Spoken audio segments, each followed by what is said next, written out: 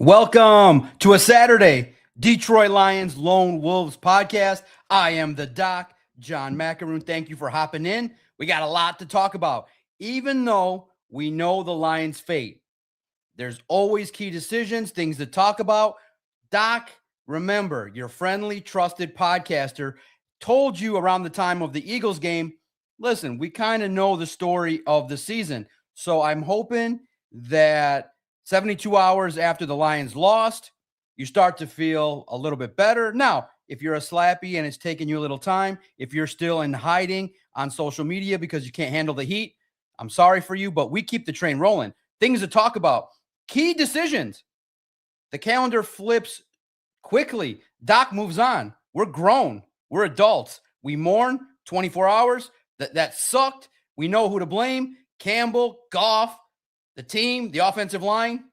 We've talked about it. We'll still talk about it. Now we turn the page. How the hell do the Lions fix this?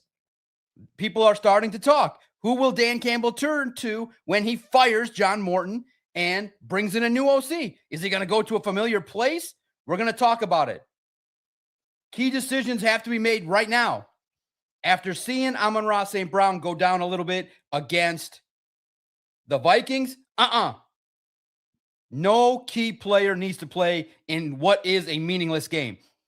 It's meaningless. They're never going to say that publicly, but this game against the Bears is meaningless. Win, lose, draw means nothing to the Lions other than potentially, if you lose this game, you ensure yourself a last place finish. So I'm of the opinion it's not tanking.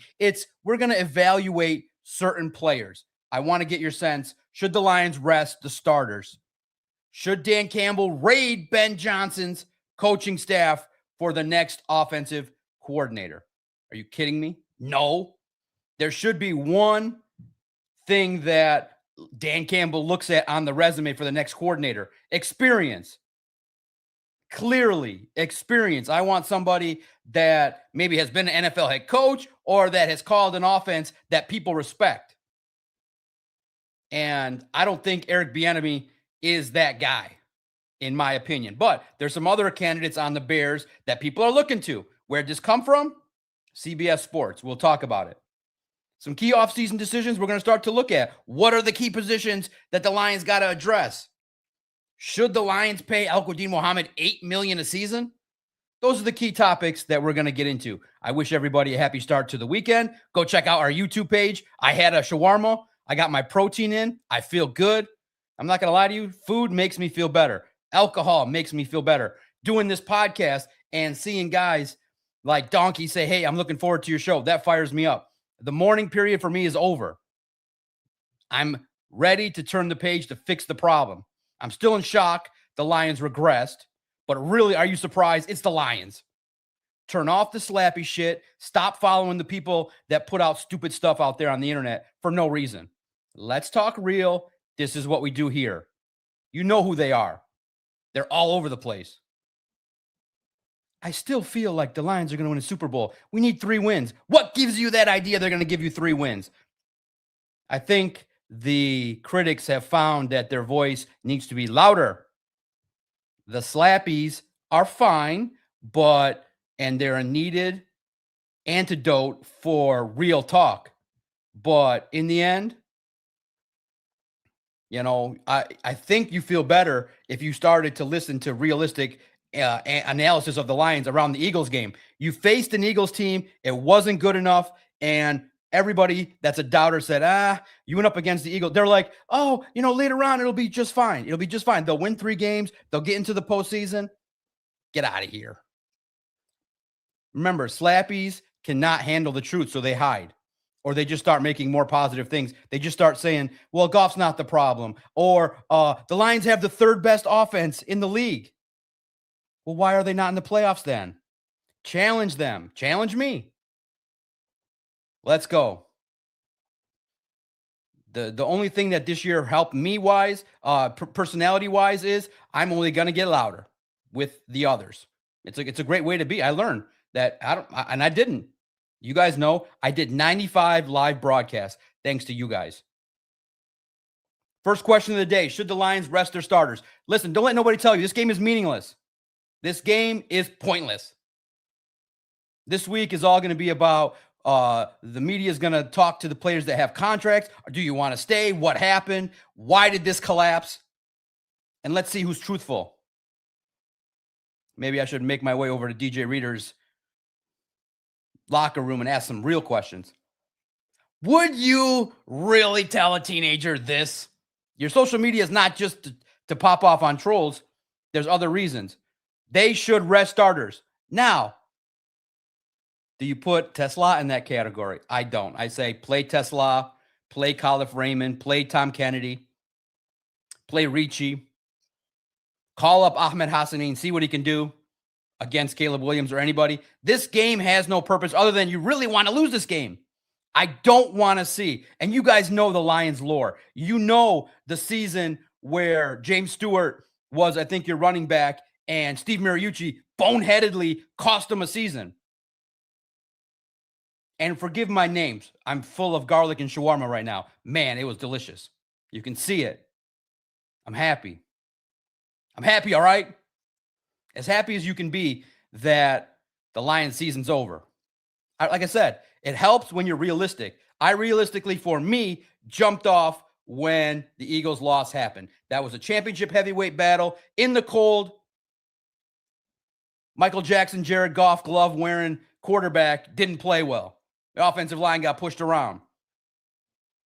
They lost their mojo and Dan Campbell. Everything that got exposed by the Lions happened against the Eagles. That's where it went south in my mind. Where did it go south in your mind? When did this thing, I asked on X, when did this thing go south? Eagles game to me, when you lost, you went to 6-4, and that was a wrap. The Lions, I don't want to see St. Brown limping after this game. And my point of the matter is you can cause damage to next year's team this year. Goff, Sewell, Decker, Tate Ratledge. I don't need it. Here's your starting offensive line.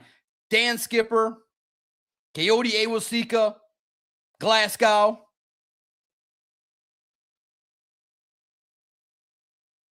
Michael Neese. And figure out how Manu can get back on the team. Or Devin Cochrane. Or Cochrane, whatever his last name is. Call him up. The two call-ups are Devin Cochrane and the quarterback is Kevin Allen. I don't want to see starters. Period. What say you? Early 200 people in here. Let's go. Let's talk real. Real talk for real fans. And slappies too are welcome. All we need from the slappies is just add 10% of doubt to your recipe. And then maybe next year, I'll dial down my doubt 10%. Or maybe I'll up it 20%. We'll see. But this year taught me a lot. My voice matters. Your voice matters. And the slappies have an agenda. The slappies can't handle the truth. Just like Jack Nicholson said, they can't handle the truth. So they just make up stats. That's what they do. How do you know? When the slappies are nervous, they start twitching, they start firing off stats. The Lions have the best offense. Blah, blah, blah, blah. That's not Goff's fault. They start twitching, and then the stats start firing off. Yeah, if you score 50 against the Bears week 2 when they're not rolling, that helps your offensive stats. And then they say, you don't know football because I start reading off stats to you. Please, you're a fan, you're smart, you know what your eyes told you. The offensive line stunk.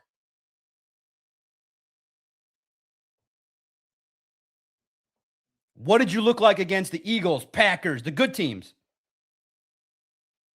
X the Trim Reaper. Shout out to the early 200 people on a Saturday. And we're not boring here.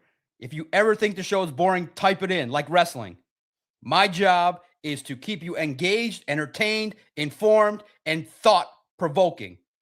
And I'm only going to get better. I'm only 95 episodes in live. You think this was it? I'm not happy. I am an A+ prime person. I had so many views this year. I want to triple them next year. But thank you first and foremost. The last stream got 200 likes and nearly 9,000 views. I'm humbled and honored. But that's in the past. Now we go forward. That's how I am. I did one good stream. You trusted me on Christmas. Now it's my job to do another 200 good ones. That's how I roll. That's how you become a champion.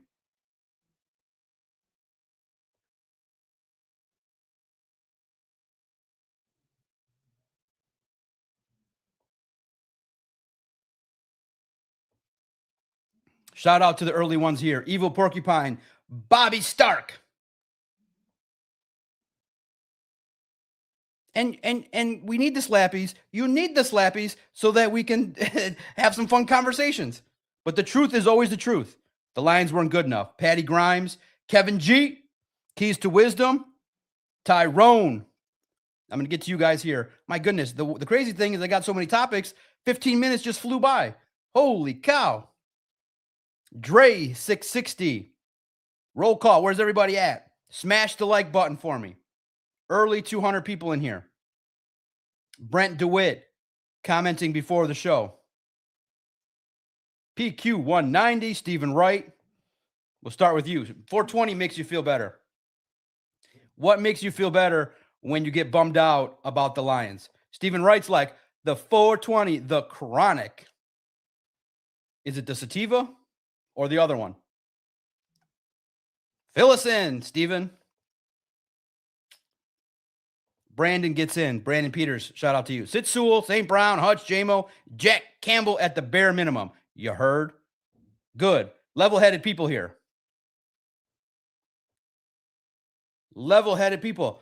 Now, I feel like on Monday when Dan Campbell calls us back to the Allen Park facility, I feel like he's going to say, no, man, we don't do that. Please put the positive thoughts that Dan Campbell is going to sit at the table with his coaches and say, we don't need this game. 4th place finish, 8-9. It is what it is. You lost the season. You got eliminated by the Vikings. The season ended. All this week is just procedure. Talk to some players, see whose contract's up. You'll start to see if Alex is sad about maybe this being his last game, why the defense flopped.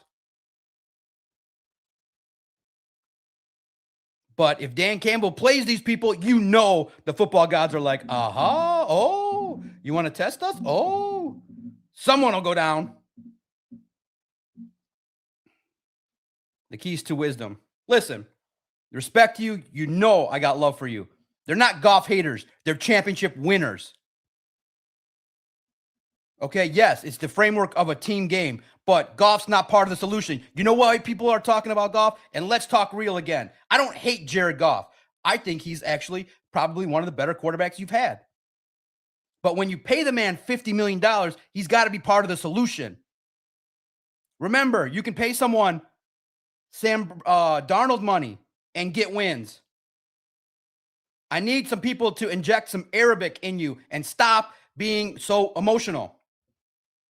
Take away a little bit of the fandom and I say, hey, I'm Arabic. If I can get a shawarma sandwich for $8 and it's delicious, why would I want to pay $16? Goff is paid like Mahomes. Goff is paid like a solution maker. Goff is paid heavily. Part of the reason why I didn't like Stafford wasn't because I have a personal vendetta against Stafford. In 2017, the number that you guys wanted to pay him was $25 million. I said, I don't like that number. That's too high. It's not hating Goff. He's not part of the solution. You got to give him X, Y, Z, A, B, C, D, E, F, G. And he's got 5 turnovers in him. His magic turnover number is 5. How are you going to type, I'm tired of the Goff haters after one of his worst games of the season? He's part of the problem, not the whole problem. People just start injecting their feelings. He's not the whole problem. No, I know he's not the whole problem, but he's part of it. He threw the football not to St. Brown, to the other team. You think, and then people, when they start to analyze football, they start playing fantasy land. Well, Jared Goff, when he has a great offensive line, great. This is the Detroit Lions. When have they built a perfect offensive line? You had the perfect offensive line last year, but your whole defense fell to injury. Next year, you're going to build a perfect offensive line, and one of them is going to get hurt. Nothing's perfect. Nothing's perfect other than when you put garlic on shawarma, it's absolutely fabulous. It never fails. Garlic never fails. Teams fail. Hanging out with an Arab person never fails. You're always going to laugh. Checking in on this podcast never fails. There's no Goff haters. He's not a solution maker. He's part of the team. But when you pay someone $50 million, why don't you pay? I would rather have Sam Darnold in his contract than Jared Goff. He's overpaid.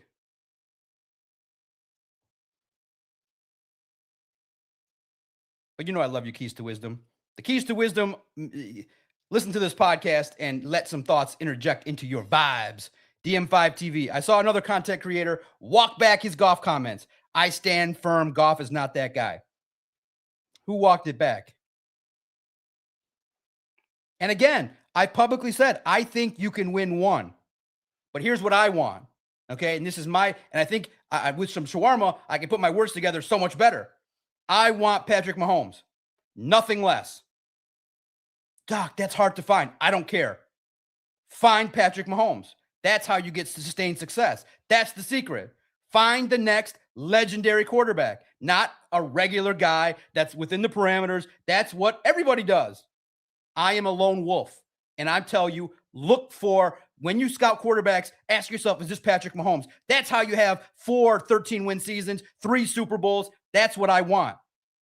Goff will give you one magical Denver Broncos run. You might get a Super Bowl. Great. I want 3. I want to be the Chiefs. I want to be the Patriots. I don't want to be average. I want to be legendary. I don't want 1 Super Bowl, blow up the team. I want 5 Super Bowls. That's what I want. That's the standard. Find Patrick Mahomes. That's legendary. Not some guy that can go off the handle and throw 6 interceptions in back-to-back seasons or have 5 turnovers when things go south. I need Jared Goff, when there's turbulence, to maybe only have 1 turnover and just eat the sacks. I want greatness. Greatness is what I'm asking for. Now, that might be super crazy, might not be easy to find. Jared Goff might be the next best thing, but I would rather go with a rookie and pay him cheap and build a super team around him and see what they can do. A quarterback that can throw for 200 yards, manage the game, make $500K, and give it to Jahmyr Gibbs, not to the other team. Not when he gets pressured, he just goes down. Not to fumble the football twice. Jared Goff has 5 turnovers in him. I said that on previous streams, and he's got 1 more in him. I just pray to God it's not in the Super Bowl. I want Mahomes. I want legendary football status. So that's what you say. Goff will give you sustained success and keep it nice and safe. Woohoo. We don't do that here. We demand greatness. That's not my problem. That's the general manager of the Detroit Lions problem. Go find him. Veach found one. Or correctly, Dorsey, the OG. You got him in the building. This is what happens now. Brad and Dan and John Dorsey need to go, Dorsey, rub your magic 8 ball and come up with a name that's going to be the next Patrick Mahomes. We'll get him cheap.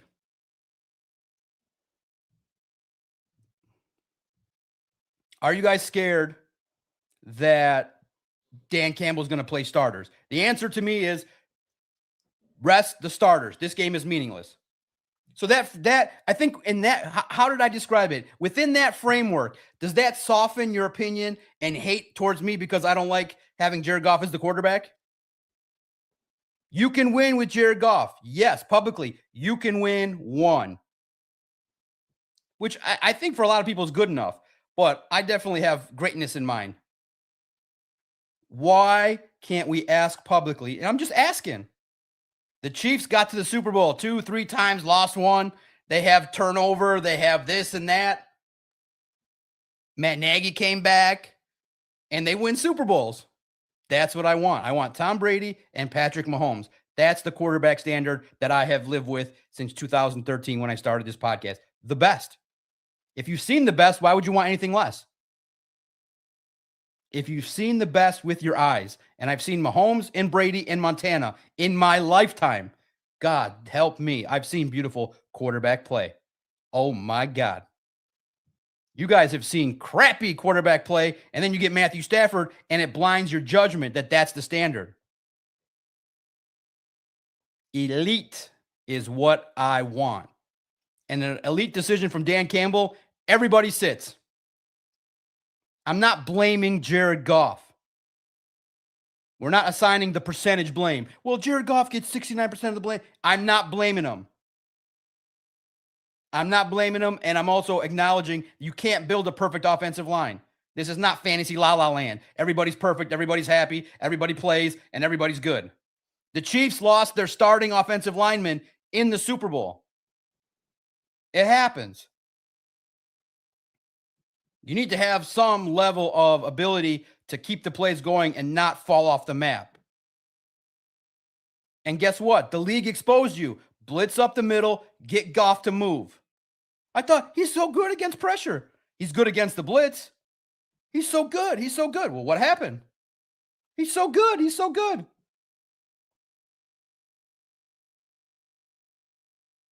He's so good. I'm sure the offensive line loves hearing that they're getting plastered all over the place with blame. A quarterback can protect the offensive line if he can freaking move.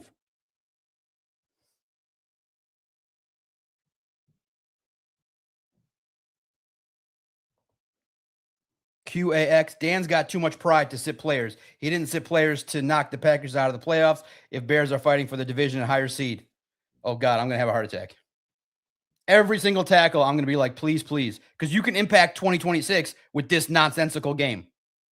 Phil C., shout out to you. Great comment by you.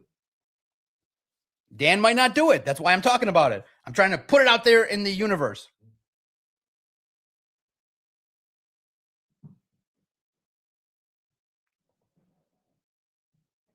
James Hardick. Some of the Super Bowls were Tom Brady. Some of them were the combination of having a super team.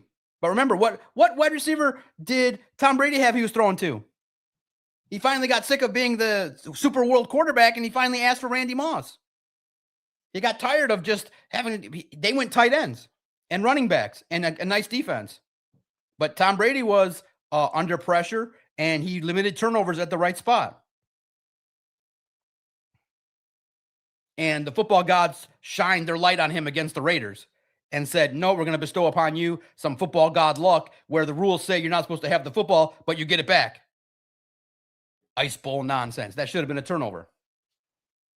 The year Tom Brady beat the Seahawks wasn't defense winning championships. The football gods somehow found their way for Tom Brady to have some success. And he earned it. The year Tom Brady beat the Seahawks wasn't defense winning chips. Yeah, defense helps, of course. But you can't build a perfect team. You tried. This team, if they stayed healthy, would have been great. You lost 3 pieces on defense and a big one on offense. So given that can happen, and it looks like this is going to, you have to predict it. I mean, in my season preview, I said, I'm scared about injuries. That was my first words in my 30-minute preview, and I shared some of it on Detroit Podcast. I said, in my season preview, I got a couple things right, couple things wrong. But one of the first things I talked about was, guys, I'm scared about injuries. I'm scared.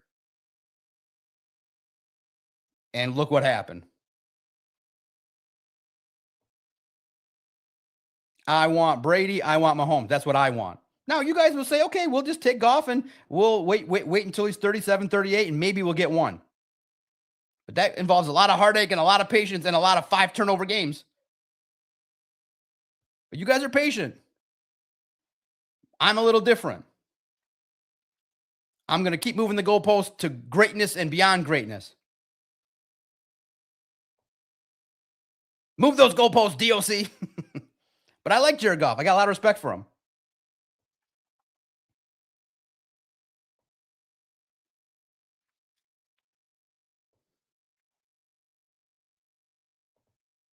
X the Trim Reaper. Trade Goff for Allen.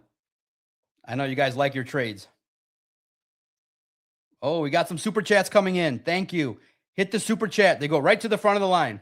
$5 super chat. There's a reason the Rams got rid of Jared Goff. He always fails at the moment of truth.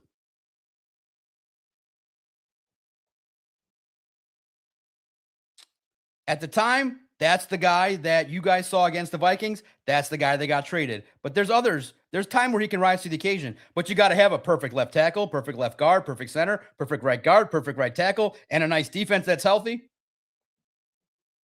You got to raise him up so I can throw touchdowns. They raise him up or they knock him down. That's what happens. They raise him up. Build that offensive line. You got to have 22 great players, 21. And this year they had 13. You raise me up. You know what I mean? It's you know what I mean? I don't want to pay $50 million to have to do all that extra work. Ricardo Jones, thank you so much.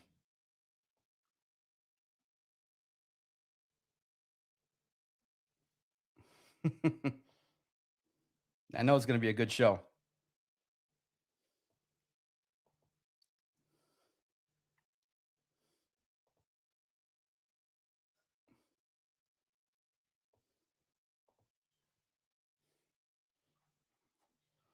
I have a great fan that's in this broadcast, which is great. I have a great fan. A great fan. Thank you, Olivia. Baba loves you.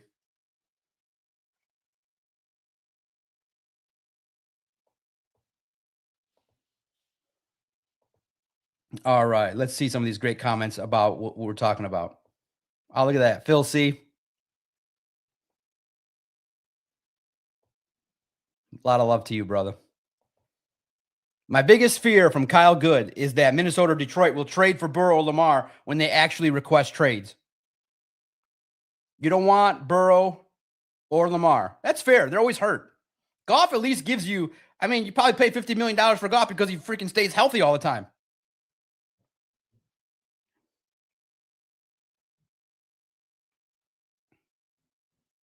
Minnesota trading for Burrow. Oh my, oh my, oh my. You guys got your thinking caps on. I love it. Mishanuga, great to see you today. $1.99 super chat. No QB wins without a run game. See Stafford in 3-1-3. Absolutely. You have the run game. You didn't have the offensive line this season. So free agency is get established. Brad Holmes could have got Tooney. You went draft. Look what happened.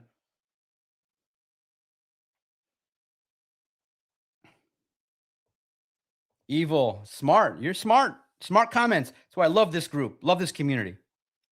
There's realistic things to talk about. If our scouts think Hendon Hooker was the answer, we'll never find Mahomes or Brady in any draft. Pouring the ice water down my pants. Doesn't mean I don't want it. I know, which is crazy because John Dorsey's here. Man, you're smart. That's a smart comment. But that's why, today is day 2 of my QB hunting search. And I think what I did in my mock draft was not the answer, but we'll talk about it. I did a mock draft. What I did was there's things I want and there's things I think the Lions could do. Today, I drafted a quarterback that pissed off a lot of people online, but I think he's the prototype of what Jared Goff could train. But I'm QB hunting. I'm going to search. I'm not so certain that there's 1 or 2 in here, but it's going to involve aggression and it's going to involve risk. I will declare by January, I will declare who is the guy. But guys, I'm sorry. Buckle up. Doc's trading. I've set the scene on Twitter at Detroit Podcast. You'll know my thinking. Doc will find it. I'm Doc the QB hunter, not the other hunter. I'm Doc the QB hunter. I will find this legendary quarterback. I will be the bastion of positivity of legendary quarterback play. You guys like good to above average. Doc will find you legendary. I will find legendary. Tyrone, you can go look if you want the sneak peek. Later on in the show, we'll go for it. You're going to all hate it. But that was just the body type, the frame, and somebody I think Goff would like. Right, Doc? And listen, I'm just a noble podcaster who wants to find greatness. So if I flop, so be it. I'm not a general manager. I'm just a hungry, in search of intangibles, somebody that can play, that can ball, and that can fit this scheme. Doc will deliver a QB that we were going to have to trade up for. But the universe has seen this before, guys. I'm telling you, sometimes I truly believe God sends me the stats right when I need them. The Rams went from 15 to number 1 to draft Jared Goff. I'm coming home. Could a hometown guy be the guy? I'm going to sit and scout January 1st, and I'll give you my assessment. I have 2 names. I think I like them both. I'm coming home. Does a hometown guy bring it to you? I'll let you know. But Doc the QB Hunter is on day 2. Right now, I'm looking for the intangibles. Tall, big arm, and can move his feet. Not mobile quarterback. I want a pocket passer, but can potentially move if needed. Athleticism. That's where we're at. That's where Doc the QB Hunter is at. I'm going to help you guys from A to Z truly find this quarterback. I'm not going to sit there and pump out positive Jared Goff stats after he has 5 turnovers and still has no rings for you. It's time to hunt for the legendary quarterback. I may be wrong, but my hunt will never cease until we get that legendary quarterback. That's what I'm about. Legendary everything.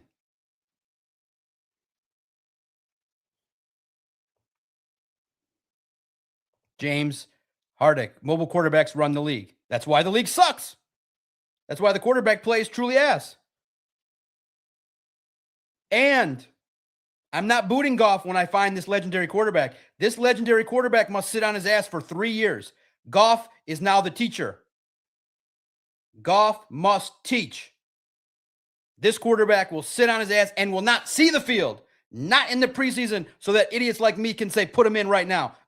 We're going to slow cook this quarterback. We are going to mold him into perfection. We are not going to treat him like all these stupid GMs treat quarterbacks, throw them out there like Daniel Jones. They flop on their ass and they get cut. No, we're going to cultivate a legend. We're going to create a legend. This is now the Brett Favre, Aaron Rodgers era. That's where we're at. Sorry, Jared, you haven't done enough to ward off somebody else coming in here that we know is next. And he's going to cook for 3 years. Not a single snap in the preseason. I don't care. Maybe a couple handoffs, couple screen passes. That's it. We're going to protect him and put him in a cocoon, a beautiful cocoon to be able to nourish and flow and have supreme confidence so that when he comes in, he looks like Aaron Rodgers. Boom, ready to go. Winner. Now, my mock draft person is a reach, but this is just for the mock draft today was for the purpose of the simulation. I have not declared my legendary quarterback status yet. Oh, I will not dignify this with a response, but Tyrone, I'm coming home. I shall evaluate. Again, Tyrone, where we're at. You're honing in. You're a smart man, Mr. Tyrone. I'm coming home. I am putting together. First, I identified the problem. We need legendary. Now I'm putting together my parameters. Mobile quarterback, can lead, athletic, but a pocket passer. Potential pocket passer. Not some fugazi that just runs. I don't want a running back. I want a quarterback. January 1st will be some evaluation of this said person, Tyrone. But I'm also looking at another individual who, in his Wikipedia page, hint, loves Tom Brady and is a quarterback potentially of the number 1 team in the land. All right, fuck it. You guys, you know I love you. Of course I'm locked in on Mendoza and Dante Moore. Of course I'm locked in on them. I'm locked in. But I need to scout. And so now I'm putting on the badge and I'm going to scout. And I'll tell you, those 2 are on my radar. And I don't care. I will trade a first, a third, a second. I don't care. I don't care what you guys think about your picks because they're risky. All you guys and your draft gurus lied to me. So F them. I'll trade them for you. And sit down and shut up when you complain. I'll trade them for you.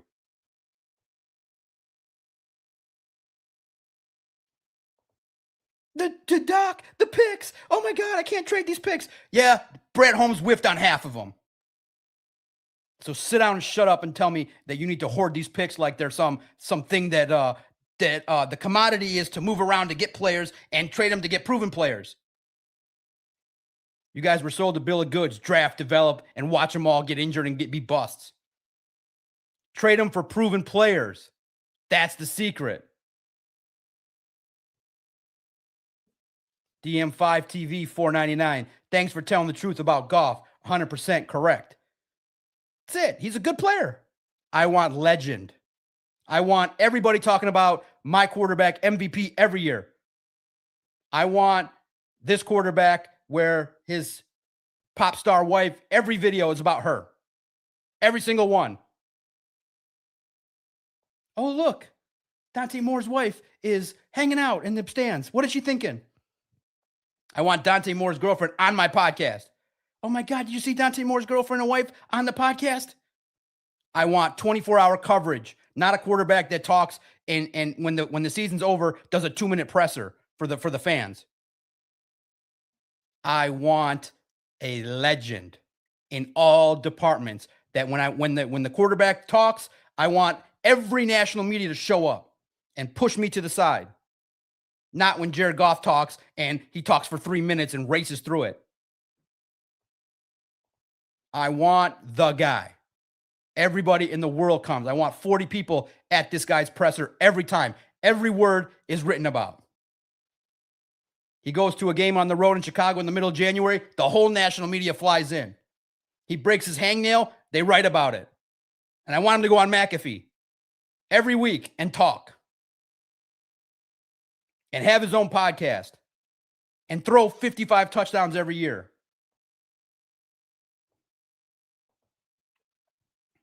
Phil C. What about the coaches, Doc? The coaches failed this year. They sure did.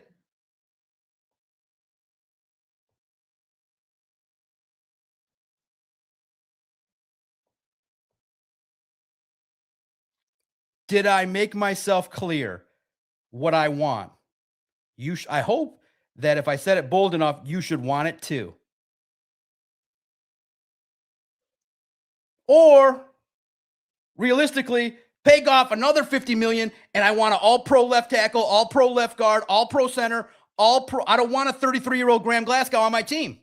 When you're trying to win a Super Bowl, I want an all-pro right guard, all-pro right tackle. I want a legendary safety, and I want him to be healthy. And I want a legendary health staff. And I want a head coach that knows when to go for it on 4th down and when not to. That's what I want. I want legendary across the board. Everything legendary. That's the standard. Not this slappy shit that settles for, oh, I like him. He likes me. He plays video games with me. Cute. We like the players that play video games with you.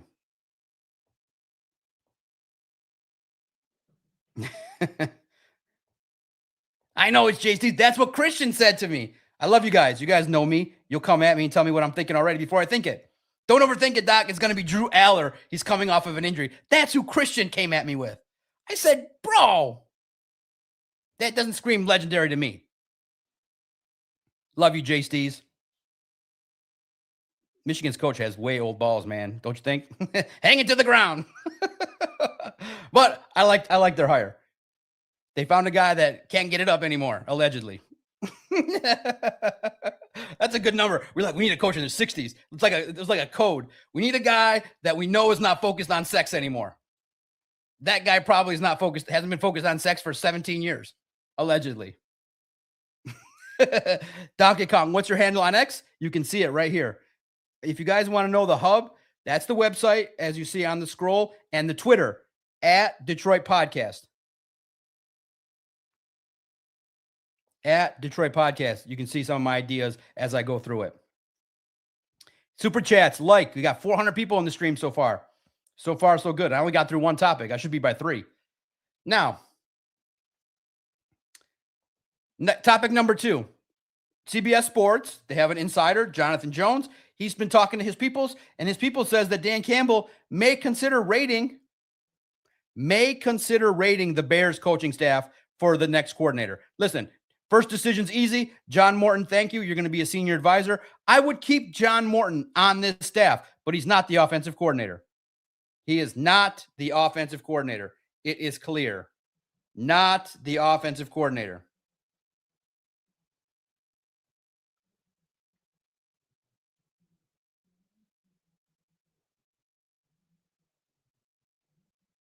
Not the offensive coordinator. It's interesting rumors. Now, he said that, there's a lot of players, a lot of coaches on the Bears staff that are going to be poached. It's an interesting topic. I'll share with you what I wrote after seeing this interesting topic. This is what's featured on the great, classy Detroit Lions on SI website. Visit it.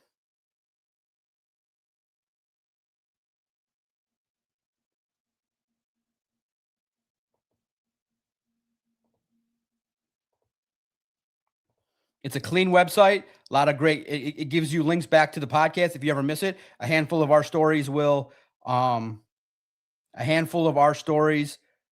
the podcast. So if you ever miss one, they'll be on the site. You go to the site. It's very clean. And I know there's ads, but the ads allow me to broadcast and pay Vito Churko and Christian Boer and Emmett Matusovsky. Look at that. Lovely companies want to work with us. Look at that beautiful ad. Look at that. Beautiful ads. Video player that's clean, high def. You get access to the player videos. Look at that. Now, NFL reporter Jonathan Jones recently shared what he's been hearing from league sources. According to CBS Sports, league sources believe Dan Campbell will be in the market for a new offensive coordinator. Maybe I'm the source. Yeah, no kidding. And perhaps he pulls from Ben Johnson's staff 1 year after Johnson took flight from Detroit. Bears pass game coordinator, get used to these names. Press Taylor. Doesn't have experience. Enough. No. Eric Bieniemy. I'll ask you. JT Barrett. What about Antoine Randall? We'll have that discussion. Press Taylor has been revitalized in Chicago as the pass game coordinator in his first major offensive role without Doug Peterson as the head coach. JT Barrett, the former Ohio State quarterback, has been working his way up the coaching ladder. JT Barrett left from Detroit. Eric Bieniemy is somebody that has kind of revitalized DeAndre Swift and Kyle Menage.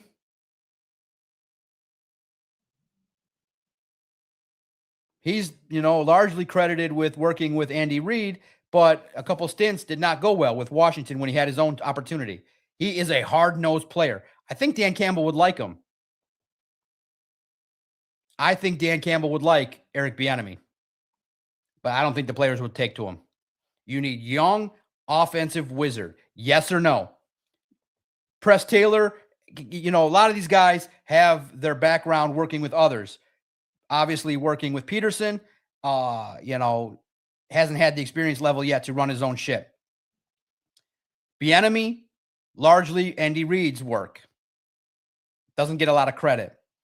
JT Barrett, Antoine Randall, not enough experience.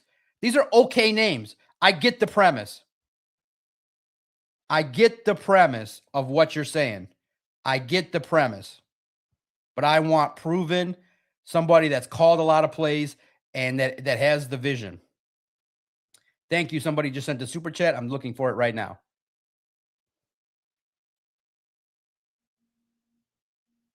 Proven. What do you think, guys? What's your reaction? And a lot of you say, wait a minute, if Dan has to go back to Ben Johnson, that means that he didn't do a good enough job teaching his own staff about the offense. It makes sense. I'm no on rating the Bears. None of them. I like Mike McDaniel. I like Brian Daboll.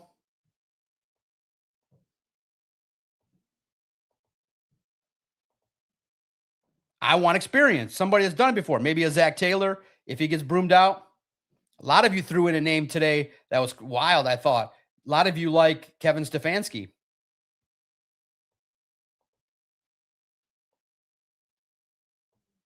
SRM Scott, $1.99 super chat. Bears fan, you had legendary let him go to LA. Listen, we didn't let him go. He cried and wanted to leave. Would you want a quarterback that walks into the owner's office and cries and is like, let me go, let me go? He cried. I mean, but it helped. Stafford helped the Lions. We got first round picks. It kicked off the rebuild. Thank you, SRM Scott, Bears fan. Enjoy the season because now you're going to have a first place schedule and you're going to fall off next year. And most of the NFL world expects that you're going to lose in the first or second round of the playoffs. Good luck on 4th and 3, down 3 in the fourth quarter when Ben Johnson does an empty backfield set and Caleb Williams is scrambling for his life. Yeah. Bears fan, you know we're talking with respect. We're jealous as all hell of you. You got success in 1 year with a schedule that was lighter, but good on you. It was a good schedule, and good on you for this year. But you stole from the Lions. Smart. When Stafford met, he became emotional. Yeah, I mean, he basically, that was his first NFL team. He felt like he let the team down, but he wanted the taste of the glory. He wanted the taste of the glory. And he's like, listen, Jared Goff probably is going to do the same thing to you, but he'll probably do it when he's 41. He'll be like, okay, I gave it 10 more years. The Lions will be like, listen, will you stay? We'll give you $60 million. We're going to restructure you. We're going to give you 65. Everyone will be like, what? Doc will be the only one going, what? 65 million? Jared Goff is going to make $70 million a year. And then he'll just wait. He'll wait till he's 41 to cry and then leave. Listen, Jared, if you don't feel like the Lions are going to build an offensive line, ask to be traded. Please do it now. So yeah, he became emotional. And I get it. He felt like he let the city down. But double check it. I mean, this was 5 years ago. I know I wrote it.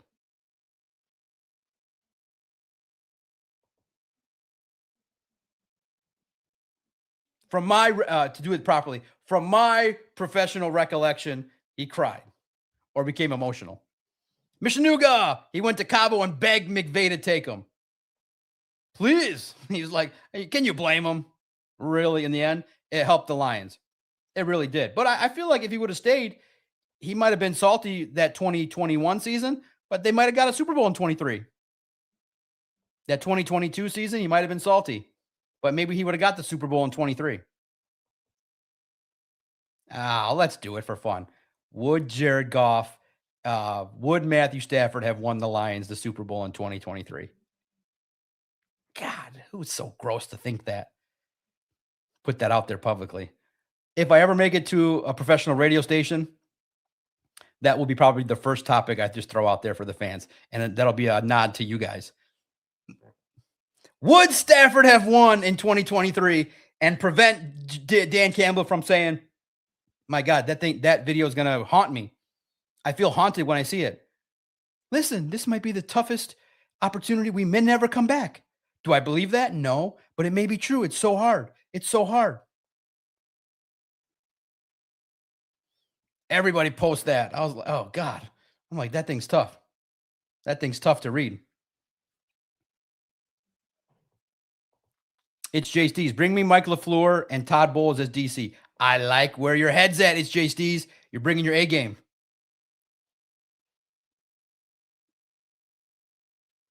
You're bringing your A game. A lot of you are. Roll call. Hour in. Got 400 people in here. Hit the like button for me. Matt Geiger. Shout out to you. The Bears also dumped a ton of money into the roster. Yeah, they built the offensive line. Wow, genius move. Build an experienced defensive coordinator. Legendary. Dennis Allen. Wow, what do you know? In the perfect role. Lions in the Super Bowl window, they go, we got a guy that's been here, but that hasn't called a defense before, but has done it, as the mentor, as the mentee. Only the Lions would do that. We stay in-house.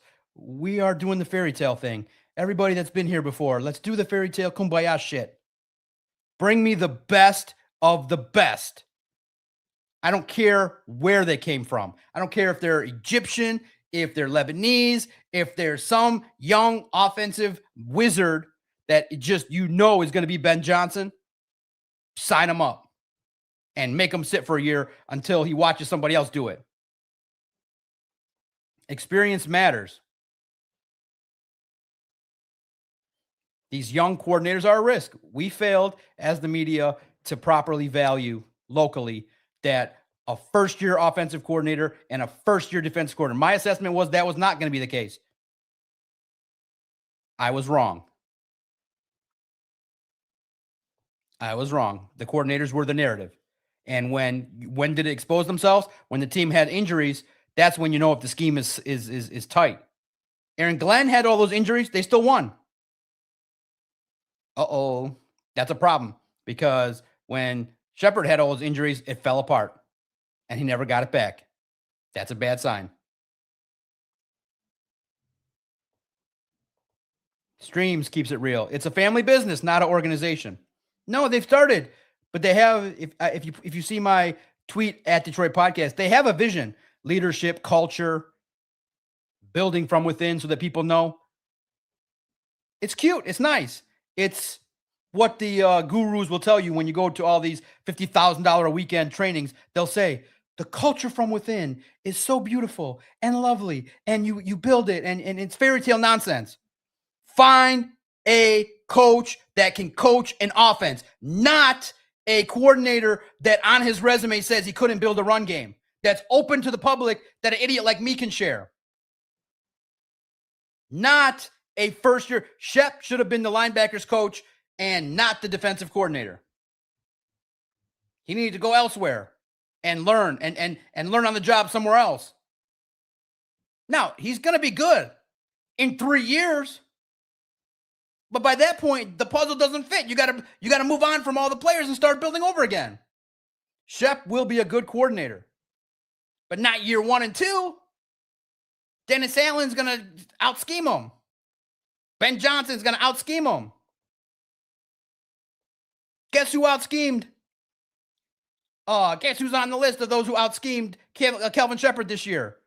Sean McVay, Matt LaFleur, Kevin O'Connell. Kevin O'Connell's like, I like this look. 65 yards in a cloud of dust. At the worst time. You got slow, lumbering linebackers at times and a speedy wide receiver. Who won that battle?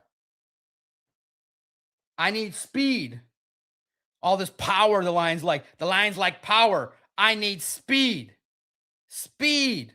And athleticism and power. The word that wasn't in that photo, because I looked at that photo for damn near 3 hours. Leadership, culture, focus on leadership. The word in that room should be talent. Talent. Best of the best, talent, genius level. That's what it takes to win a Super Bowl. Talent. I don't care if the guy is talented and doesn't go to church. I don't care. If he's talented and might end up on 8 Mile, I don't care. I don't care if he's talented and gets you 14 sacks, but spends an hour and a half less on the iPad than Davenport. I don't care. Talent, speed, measurables. Talent. Get the best of the best everywhere. Everywhere. And so to this point, no, I want experience. I don't even know if Mike McDaniel's that guy. I mean, first and foremost, when you have Tua and you don't recognize you need to blow him out in the first year, I don't care what the cap space is. Here, Tua, here's $180 million. Go away. I don't want to look at you. You're not good enough. If Mike McDaniel needed 5 years to realize Tua wasn't going to be a winner, I don't like your judgment. Sean McVay is a leader. He's like, I don't like this fit. I don't like this fit. My fit is I need a quarterback with a strong arm that I can count on. He wanted Jared Goff plus 8% more talent. That's all he got. He wanted a guy that could zip the ball in and run the offense. And when the offense caved, they didn't fall apart. Jared Goff, everyone's like, forgets what happened with the Rams. And they feel like, oh, he was cast away. No, Sean McVay, that player 5 years ago, a mid-20-year-old Jared Goff, turned the football over at the highest rate. Wasn't all his fault, but he turned the ball over so much that it pissed off the coach. A lot of turnovers. The coach said, I don't want that. I want a strong-armed quarterback to run my offense. Now, I think there's an offense that can work with Jared Goff in this league, but it might not be in Detroit. Yes, I'm dreaming about a quarterback all the time. I mean, don't you get jealous of the Chiefs and the Patriots? Don't you get jealous of the quarterbacks that win rings and can win 2-3 of them? Here in Detroit, we're so desperate that we're just taking a Trent Dilfer and saying, hey, can you just get us one? Can you just get us one? Well, hell, why can't we get 3? And I know it's selfish. Well, why can't you, worry about the 1 first before you get 3? I don't care. I'm different. I'm a lone wolf. I want 3, 4 Super Bowls. I want the guy that gets all the attention, all the MVP votes, not one that has to beg his fans from all the slappies to get him into the Pro Bowl. I don't want that. I want the best. And for the supporter, shawarma's like $15 nowadays. Inflation's a killer. But they give you they give you like 2 sandwiches. Check the video. Exactly, Brent and Steve-O. John, you should see the YouTube videos kissing golfs, but it's hilarious. Send it to me in a comment or send it here. I have no idea what you're talking about. That's awesome. Always fun if it's AI generated. Brent had a great comment. Choir boys are great, but the current locker room can survive 1 or 2 rowdies. Yeah. You just need the best of the best in all spots and no projects. With all due respect, you needed a Puka Nacua on this roster. That would have been legendary. That's how you win a Super Bowl. You don't draft Colby Sorsdahl, you draft Puka Nacua. Pat, I am in dreamland. Oh, or sorry, you are in a dream, Ian. I don't know what you guys are talking about. But I am in a dreamland. I'm dreaming of a legendary Joe Montana quarterback. I want Joe Montana. I want Patrick Mahomes.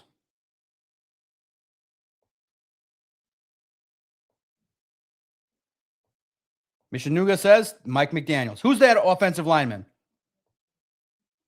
All right, you guys are going strong. I love it. 425 people. Should the Lions poach the Bears? Who's the next offensive coordinator? Now, key decisions. First one, what's the position the Lions got to hit first in the draft? I'm going edge rusher. I don't care what anybody thinks. A lot of you got to say center, left tackle. You can find them. A lot of you like you guys are hoping a free agent pops up in the draft that's a lineman. Get you his name here. You guys are praying and praying and praying that Tyler Linderbaum ends up coming available. You're praying and praying. Tyler Linderbaum. There must be somebody championing that name. He's a good player. I'm down with it. I support. Linderbaum. Get him. Yes. Timothy's like, I'd be happy with Joe Burrows. Yeah, for 5 games. Listen, turf toe is a pain in the butt. I'm passing. And that guy might have some things going on with his personality that might be a little weird from what you're hearing.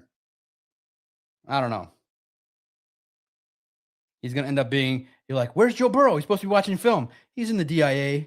He's enjoying the, Picasso section today. We're watching film. But today he felt like going to see Picasso, and he's going to a fashion show with the Slappies that want to do a feature on him on TV. He's with CBS and Fox 2. He's at a Picasso show, and he wants to bowl and drink with them. Joe Burrow featured on Channel 2, 4, and 7. He's, walking the streets of Woodward talking to the people. Hi, Jerome. Why are you sleeping here? It's cold. And Jerome might talk back to him. Ain't you Joe Burrow? Hey, he's just out there. Yeah, he'll just be like, I like walking the streets of Woodward at night at 2:00 in the morning. It's fun for me. I feel a sense of calm and pride and joy. And CBS, Fox 2, and Channel 7 will be like, this is great.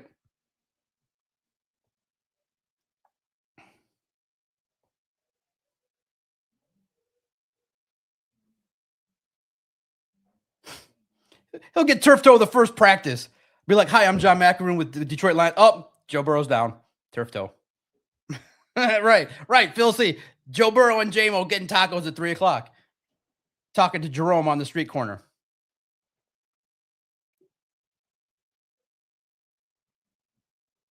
Doc, Joe Burrow will be like, Doc, you're such a hater. Jerome's nice. He's just disenfranchised. But I think Jerome's talking to himself. Did you get him to a center? No, I was listening to his comments. Jerome's voices say that the Lions need to draft an edge rusher.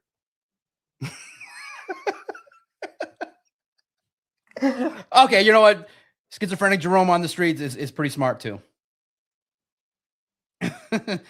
Joe Burrow and J-Mo talking to schizophrenic Jerome. Be like, I got somebody that you can help. Like maybe. Steve O baby. And John, I was listening to The Odd Couple with Rob Parker, and he was telling the story. He was telling Stoney that Jared Goff hasn't made it to the Super Bowl. Yeah, man, I know. Oh my gosh. When you get it wrong, that's really funny. Jared Goff hasn't been to the Super Bowl. Yes, he has with the Rams, but he scored 3 points. It was like he wasn't there. He was John Cena in that Super Bowl. You can't see me. I didn't do nothing. He put on his John Cena hat and disappeared. 3 points. Wayne Sawa, 2030. First of all, you have a caveman for a coach. It's 2025. He thinks it's 1970. I know he's got to adapt. He's not a caveman. He's a genius, but he's got to rein it in. He was taught. Listen, first and foremost, that's what is tough is that these guys are so ingrained. They're taught, and he's got to adapt. He will adapt. I have to feel like he went this year full bore. And also, too, if we talk openly and honestly, it's the biggest indictment of the defense. He felt like the defense was pretty terrible. He saw with his own eyes. The defense was terrible. So he kept going for it, trying to score as many humanly points as possible because he probably he had less than zero trust in a defense that lost 3 great players. He knows, but I still would have kicked the points as much as possible.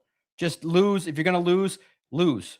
But don't keep going for it on 4th down when the percentages. He died by the sword against the Eagles. That was the season. He died by the sword. Appreciate you, Wayne. Great profile. Smart guy. Hopefully see you more in our community. Hit the comments, too. If you don't catch me live, hit the comments. We're always talking. Michael Dietz, $2 super chat. You got speed with Gibbs. How that Monty a ton more. I think Monty's gone, Michael. I think he's gone. And I also drafted a running back from Alabama. Sorry, he's gone in my draft. Phil, we're just talking. We're just talking philosophically. That was a little bit performative about why Joe Burrow. You got to kind of give a little bit of a reason from my crass observations of him. Joe Burrow is a little more artistic. R-A-R-T, not the other one that people are saying. I think he's got that artistic vibe. Like he wants to be a painter. Like he's going to put his hair in a ponytail and play tennis on Sunday with the television crew. I'd love to play tennis with you. Would you like some tea and coffee and play some tennis? You're like, no, motherfucker. I want you to sit and watch film and throw the fucking football with J-Mo. but I like to paint. And you want to see my Batman ride? Like, no, dog. No, I don't. Right. Yes. Right. Man bun type with the purse. Right. Right. That's not what I want. I want Aaron Rodgers, a dog that has some personality that riles people up. Listen, I'll take. I see Aaron Rodgers. Some people would say is overrated. I get it, but his dog got activated when he fell in the draft, and then I think he didn't have the next step to want to keep winning after the first one. You got to have the undying hunger. Maybe you know what? Maybe that's it. I got to revise my search from Dante Moore and Mendoza to somebody in the 4th or 5th round. This might be the guy. Maybe this guy needs to fall into the 6th round. Remember, we're all lone wolves together in this podcast. Maybe we need the 6th rounder. See, today, day number 2. And actually, you guys helped me with my day 2 QB hunting note. I'm going to post it on X right now. Day 2 QB hunting notes. QB hunting notes. A first round type may not have the doggedness, the rugged doggedness to want to win 2 to 3 Super Bowls. Brady and Mahomes what round was Mahomes in? One of you fact checkers can tell me. Was it 3rd or 4th? 5th? Brady and Mahomes were lower round picks.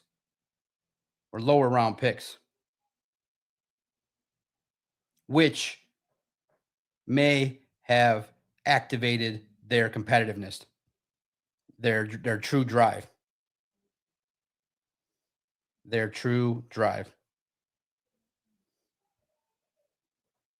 No, he wasn't. Was Mahomes the 20th pick? Am I wrong? I don't think so. Darn it. That would mess up my whole point here. Maybe he was. Maybe I'm just looking then on just Tom Brady.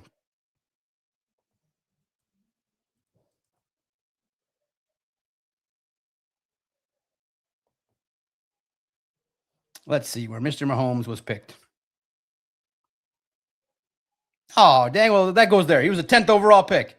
Okay, so that luckily I didn't put that out publicly on my X account. Brady, I think he was a 10th pick. Just put Brady. Maybe he felt like he was snubbed from number 1. Brady was, I'll just take out Mahomes. Then look at that. Mahomes is just a wizard. He's just a talented wizard. Day 2 QB hunting note. This is my notes. A first round type might not have the rugged doggedness to want to win 2, 3 Super Bowls. Brady was a lower round pick, which may have activated true grit. Just real fast. First round pick, 5th round dog that is competitive. Which quarterback would you rather have? Would you rather have a Mendoza, Dante Moore? Just trade up to get him, groom him? Or would you say, a guy like Rodgers, who everyone thinks is good, but ends up dropping 20, 30 spots?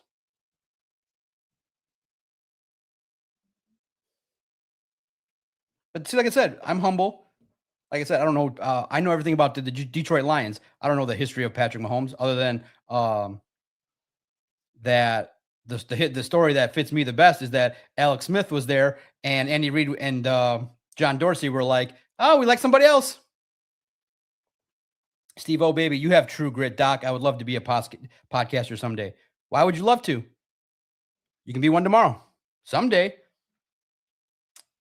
You can connect a USB mic into a computer and you can be podcasting tomorrow. Why wait? January 1st, baby, plan it. Get your thoughts out. Start out with 5-minute clips. There's no someday. Do it. I want to be a guest on the Steve O Baby podcast. Make sure I'm the first invite. or I'll be pissed and I'll hold a resentment and it'll make me great. So if you want to actually, in some way, invite Booner first, and then I'll be pissed. I'll look at that. I'll be like, and then I'll just do 50 more podcasts and I'll be more successful because I got that in me. You guys know the Lions podcast interviewed 30 people and didn't invite me. Thank you. You made me some money. You made me very successful. Don't include me in your daily drive. Don't. It just fuels me. So yeah, that's what I want you to do, Steve. Start a podcast. Say, I'm going to invite the best podcasters and invite Hefe, Booner, Lucas, invite everybody, then invite me sixth. But invite me. You know I'm going to be like, what the hell? That's how you got to be. You got to have that little bit of pettiness. I got to find that too. That's going to be my day 3 QB note. I want a QB that's a little petty. Jared has that pettiness. I like it. He's got that in him. But he's not saying it right because it's mixed in with the niceness. He's got that in him. You can see it. He wants to talk trash, but he's trying to do it in a way of sarcasm. You just say it. Like, you just got to say it. That's the only thing I would advise him. He's like, yeah, you can be petty. We hear you. But he's trying to mask it and trying to appear like he's not petty. Just go full petty. Doc, I saw that nasty article you wrote about me. Good luck with that. I'm like, oh, okay. Doc, I see like you're trying to replace me. You're like, no, not anymore. I said that the commenters help me. We're trying to get you to groom somebody.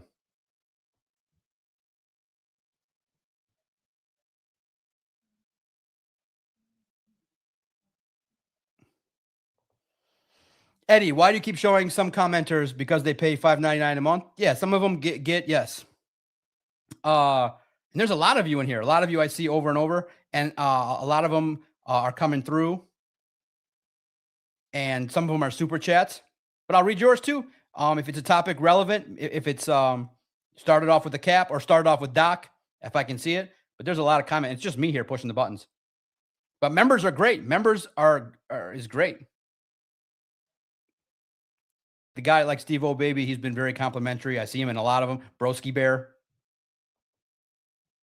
You feel safe that they're not going to throw something up there that's going to get me in trouble. Broski Bear, the only grit the Lions have is shrimp and grits. If you want to be a member, $4.99, you get the emojis. If you're in here, if you're a member, smash the emojis. Hefe, Booner, me, smash the emojis. Smash the like button. Yeah, Brady was a 6th. Aaron Rodgers fell into a spot that he felt dismissed. Thank you for the super chats, everybody. So, key offseason decisions explored. What position is most important? I think to lock in defensive line help. I think defensive end, because I don't think you're going to pay Al-Quadin Muhammad $8 million. I don't think that. I think him, Davenport, maybe he'll stay for 5. One decision. What should be prioritized? What should be prioritized in free agency? So your comment will be FA, center, FA, left tackle, and draft. You would say, okay, free agency, you prioritize center, draft, cornerback. I say free agency, free agency must be a center. Free agency should be a left tackle, but you can get one in the draft. The defensive end, you can maybe get in the draft young. Maybe you bring back Al-Quadin if he stays for 5. Key decisions on these players. Yes or no on Anceloni? I say no. But if you can keep him at the same salary, why not? Yes or no on DJ Reader? I think he's gone. I think Tyleek takes his job. Yes or no on Amik Robertson? I say yes. Same salary. 2 years, 10 million, maybe a little bump. 2 years, 10 million, 2 years, 11. A little bump and raise. But I would continue his role more in the slot, and I would look to get out of DJ Reed. Be like, look, just eat it. Listen, he's healthy, he's competitive, but that first, like, why your first go around in Detroit doesn't look good? Didn't look good. It didn't look good at all. He got hurt, and I hope year 2 is better. But that first year investment, oh my goodness. Do you move Penei Sewell to left tackle and find a right tackle? I would do that. Yeah, Linderbaum. That's the free agent everybody wants. Get Linderbaum. But it's tough because I think he's going to stick with his own team.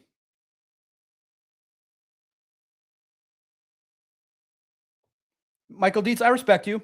Sorry, Doc, you're wrong. Goff isn't turning the ball over. You got more issues than Goff. No, he waits. No. Goff now, this new version, he doesn't do it every game. No, he just waits till the critical games. Playoffs and elimination game. That's 2, Dietz. That's 2 on the record. Commanders game, multiple turnovers. They were on him. One of the turnovers. And listen, you can get sacked. You just take the sack. Problem is when Goff goes bad, he goes bad. He fumbles the ball. Remember, Goff was a player that in a season had the most turnovers in football. And Sean McVay was like, please, God almighty, I don't need this. When it goes bad, that's what it looks like. Now, he can rein it in. But it's there. It's there. It's like a hidden beast. Sometimes it gets let out. Now, guys, listen, we talk openly here. He can get you and get you into a nice run next year. You're going to have a 4th place schedule. You're going to win. You're going to have some confidence. But does the inner beast come out in the Super Bowl? You know I'm going to say it might. I'll say it in the pregame on television when I lose 30 pounds and get myself all handsome. If the live stream is successful, imagine if I took my look seriously and start dressing like in velour and got myself on TV. Maybe that's my goal. Maybe Woody activated something and seeing me with all the camera lights, maybe activated something in me. It's not really my dream. This is what I like more. But hell, why can't Doc be on TV? Why not me? I am bound by no limits. Why not me? My next goal, I'm going to put out some wild goals here. This is my 2 minutes for me. I appeared on Channel 2. I've appeared on Channel 4. I do not believe I've appeared on Channel 7 or 62. Brad, we are friendly. Have I appeared on Channel 7 yet? No, I may not, because he's also gone through the rounds and interviewed 10 people before me on his show. 62, I'm open to it. I just don't know if she sees my posts on X and views me as a Neanderthal, which is true. I'm a Neanderthal. But I can be professional and very entertaining and very television. I think I'm actually better looking on TV than in real life. The camera likes me. That's my 2 minutes. You never know. Maybe I want to be on TV. Maybe I want to be Ryan Clark and troll all of you. Troll the slappies. Be like, wait a minute. I think he liked us that were commenters, but he's trolling. I think he's trolling the slappies here. We'll have a code that all you guys know, but that the rest of the world doesn't know. Right? I'm salty. See, I am expanding my horizons. Yes, it's in Warren, Michigan. If you ever come to Warren at Detroit Podcast, hit the DM. I'm salty. $15 shawarma on me. You know why I did that? Sidebar. You know, when you're on vacation, you're taking your schedule lighter. You just start scrolling on stupid stuff. And so my algorithm got into a couple things. It got into fake AI babies cussing at their grandparents. I love them. They're effing hilarious. F you, mama. I don't like my egg grits. What the hell? So I got into that. That's funny. So my algorithm's a bunch of AI videos. The one I like recently is where they have the old version of like Knight Rider, and then they have the old character walking next to the new character. I love that. All the television shows. I love that. That shows up. And then for some reason, I don't know where it came from. I think it's because I liked maybe a fried chicken video where the guy blessed the chicken in the fryer. All these mukbang videos of like all the fried chicken people. Like all my feed is everybody eating fried chicken and eating burgers and eating like that's my algorithm right now. It's pretty good. It could be so much worse. But yeah, AI baby videos, the side-by-side AI TV characters, and a bunch of food mukbang videos. So I'm like, I've seen like 1,000 of these people eat food. I'm like, screw it, I'm just going to do it too. I didn't add the sound effect. I just ate it and posted it. That was just for my entertainment. $15 Warren Amusami's. Right? The food algorithm videos are slapping. Yeah, I know, right? They got these big, huge pieces of chicken, and they're just, I mean, these people are gross. They're putting the hot sauce and the pickles, and they're just like, oh. Right? I'm like, you can only see 4,000 of those videos, and you're like, screw it, I'm just gonna make one. I'm a creature of habit. I'm like I said, I'm a Neanderthal. Yeah, Channel 62 ladies like, this guy is the stupidest person on earth. How the hell did they give this guy a show? Come on, CBS, put me on your air. On a Zoom. Just put me on a Zoom where you can just control the narrative. Don't put me in your studio. Now that I've done it, I'll get loose. Be like, that beep, beep, beep, Goff. I just wish he would beep, beep, beep. Like, she'll be like, I knew he would be like that. I'm sorry. I'm sorry, producer. I'm sorry.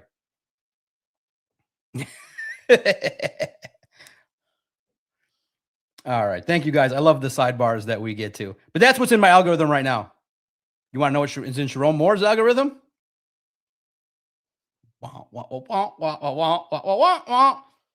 Next video.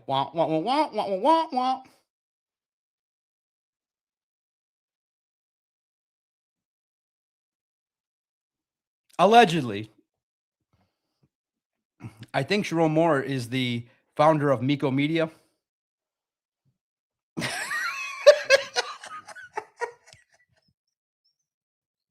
I'm kidding. I'm kidding. If you know, you know. I'm not going to explain it, but you know.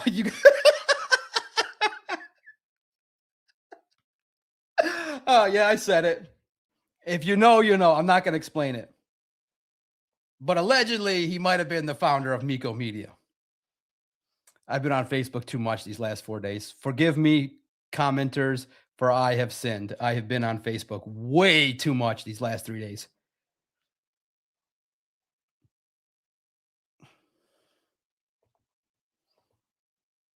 Yes or no? The going rate for free agency for Al-Quadin Muhammad is 8 million a season. Yes or no? I might do, you know, from the 2, 3, I might do 5. I might depart with, I give him 2 years, 10 million, make it easy at first to get out the second year.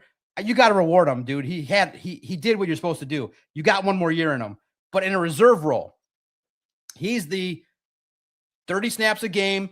Boom. He takes advantage of the young and teaches the young rookie too, opposite Aiden.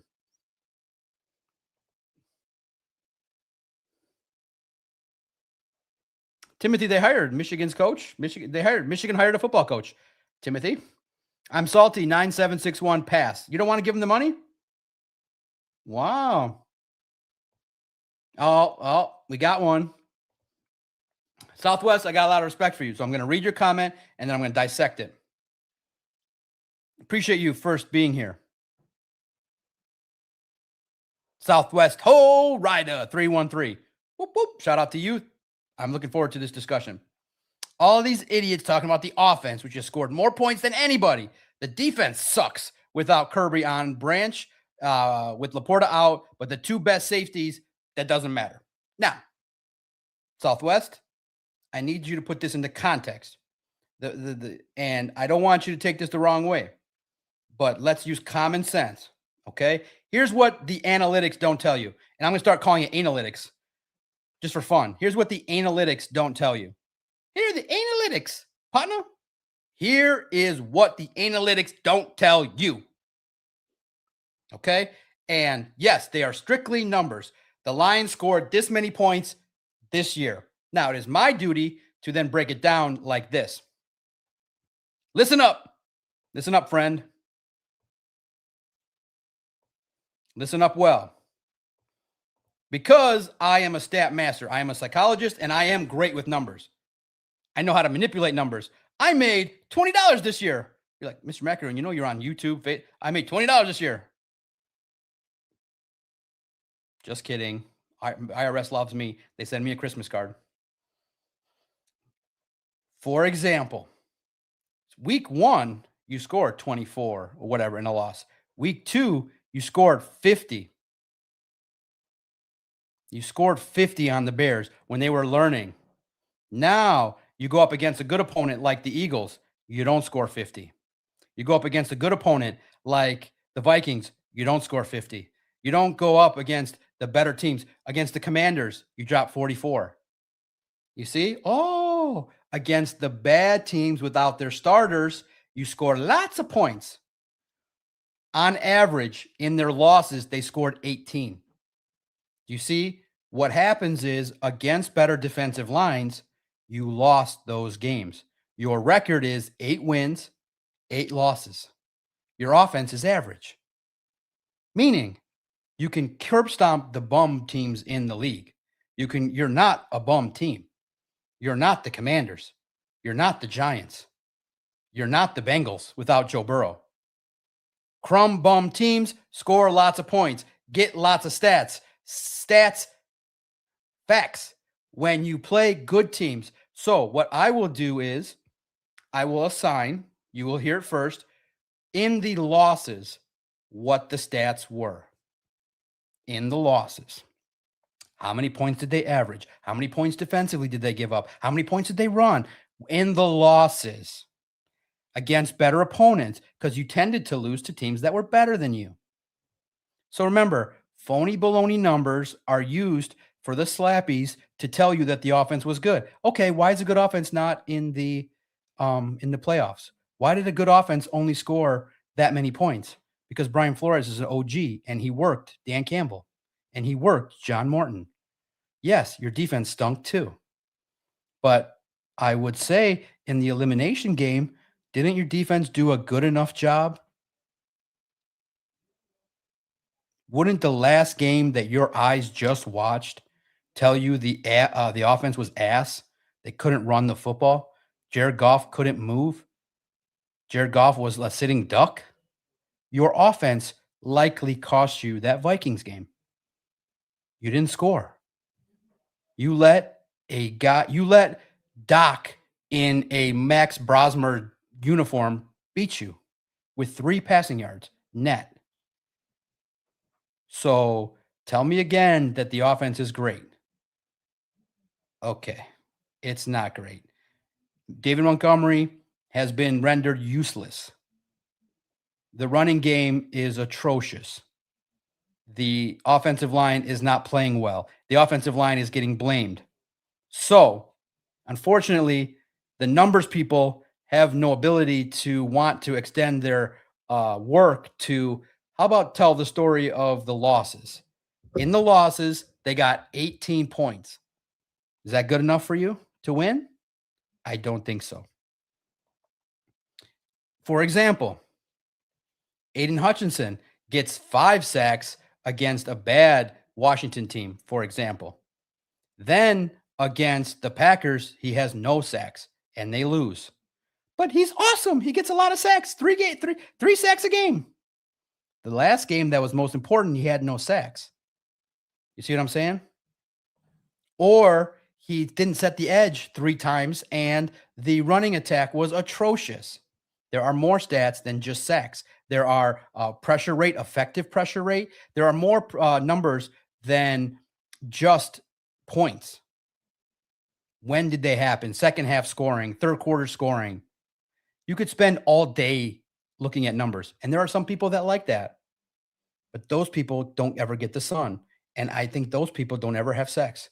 And I think those people don't ever like living. So I choose to focus on numbers a little bit less. I watch the game and I tell you what my eyes see. It does well for me. Okay? Here's all I can tell you about on paper shit. Go ask the writer of On Paper, why did you write 18 stories on paper and the overall record on your predictions was 5-12? That's all you got to do. And I like reading it. I truly do. But ask that person, why did you write on paper 16 times and you were only right 6? Your process is wrong. Or all these phony baloney numbers you're putting together is not telling you the formula if the Lions are going to win. Because every week it was, the Lions are +3 advantage to win. They would lose. The Lions are -4 advantage to lose. They would win. So The numbers are great, but open your eyes and you'll talk just like me and you'll be right. The offense is great.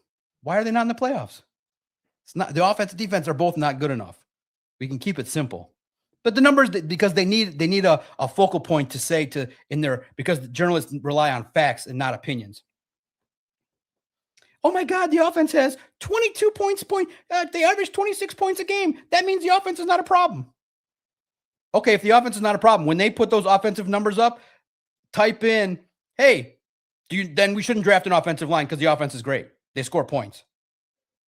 Numbers are cute and they're fine. They're entertaining to read, but they tell 40% of the story, 35 at best.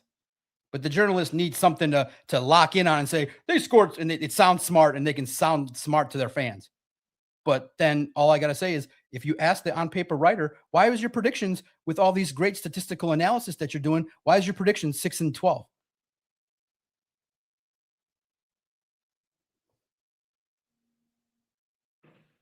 So numbers are cute; they're fine. It's good to tell a story with. But you can get just enough with your eye. Your eyes told you the offensive line wasn't good enough. Defensive line gave up. The defensive line gave up way too many runs. Didn't win enough. They weren't gap responsible. Southwest, is that a decent enough explanation for you? I hope. My homie's here. Booner's here.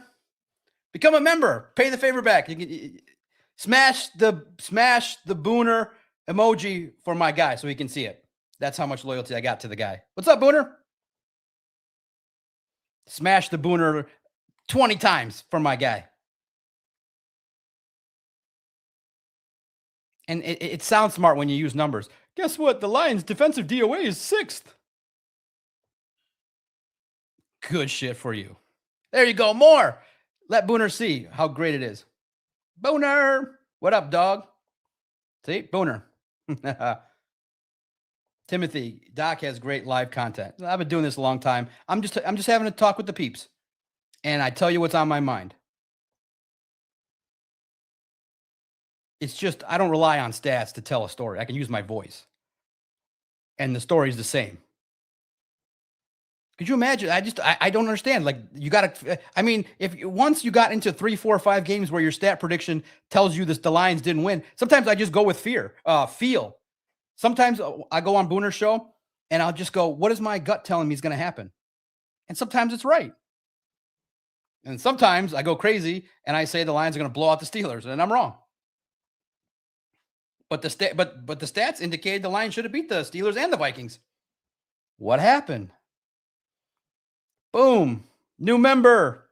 Crunch Time Sports, the legendary Booner. They had a lot of good shows last week.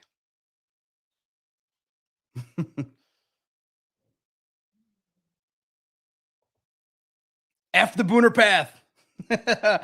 Everyone wants a sale on your store.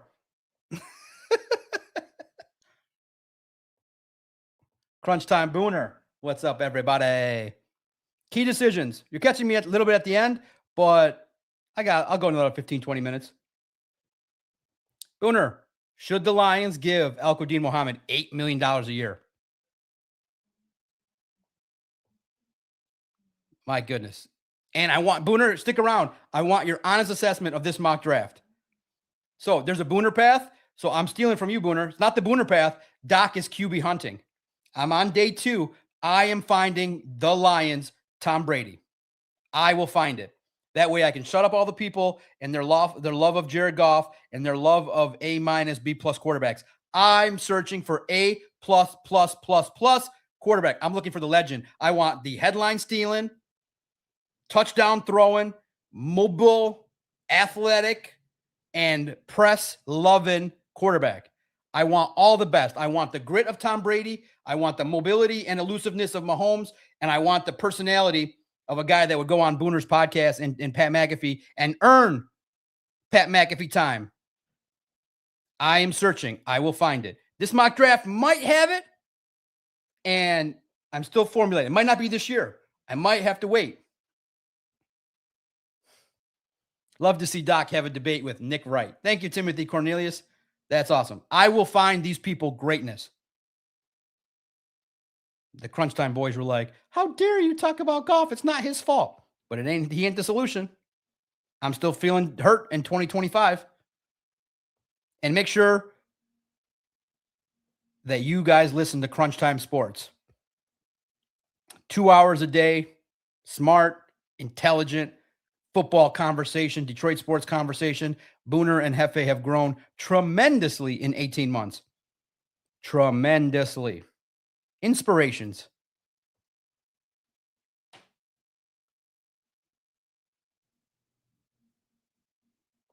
Austin LeBeau. Hey, Doc, do you see the Lions drafting a tight end? My suggestion is Carson Ryu, BYU. Your thoughts?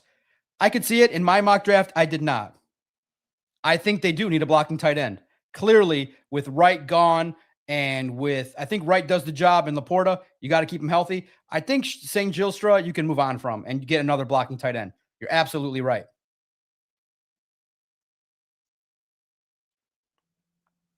I could see a tight end. But I think you're leading me right into my segue. Let's do a roll call here before we get to the last segment of the mock draft. Steve O Baby, Donkey Kong, Booner, shout out to all the listeners. Roll call. Where are you listening from? Tyrone, C46, the crazy clowns in the house.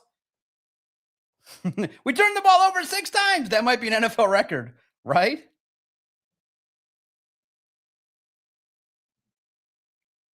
Oh, there it is. Another fumble.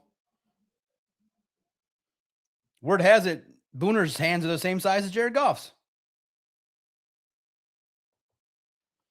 No, Doc gets it because he's not fooled by Goff stats. That's what I'm saying. They use stats to tell the story that's positive. The best part about stories and how you tell them is people lack context when they're overly negative and overly positive. When they're positive, they use the stats. When they're negative, they don't use the stats. They forget. They just eliminate some of the context for the negativity. But I will bring it, and I'm going to split it up. Stats in games the Lions won, stats in games the Lions lost. Let's tell the real story. But the Lions have a good offense, and the media did it. The Lions have the 4th highest scoring offense. No shit. If you score 60 points against a bad team and 0 points the last game, you average 30 points. It's a simple math equation. But the context is, who was the team you faced? Where did it happen? But they're good. They're good. Yeah, they're good. They scored 44 against Washington, 50 against the Bears in week 2.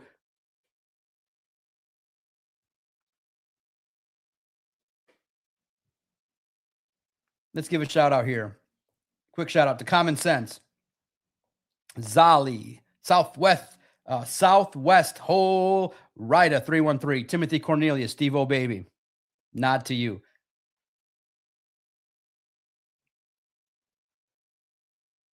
Jorge, Zaki, Tyrone. I'm salty. Get your last likes in. Probably go another 10 minutes. I don't know where these hour and a halves go by. Got to tighten the ship. I always say, Booner, I'm going an hour. I'm always going 2.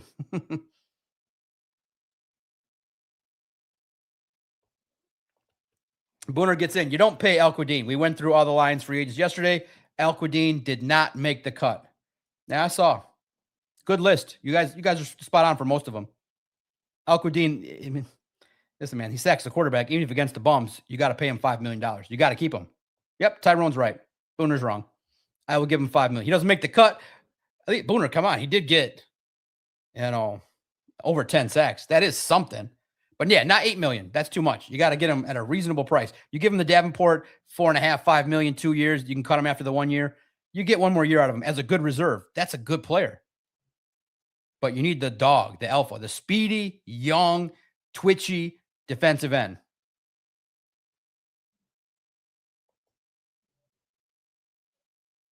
Think Southwest. I love you, Mishanuga. Another hour. No, it's a Saturday. I know. I think I could do 4 hours on a live stream by myself. I have never thought I could talk this much. Booner's fault. Puts me on for an hour and 45 minutes. And I'm like, damn, I could go for another hour and 45. Timothy, those sack stats are fraudulent. Yes, exactly. We will present them. We will put it in context. And what happens is the slappies put everything in context so that it favors their argument. Listen, I'm a stat wizard. I know all that stuff. I just look what my eyes tell me. My eyes told me that when it was the crunch time, the Lions defense folded and gave up 65 yards to Jordan Addison. Breakdown at the worst time. My eyes told me that the Lions' effort was okay. A couple snaps where the blocking was atrocious.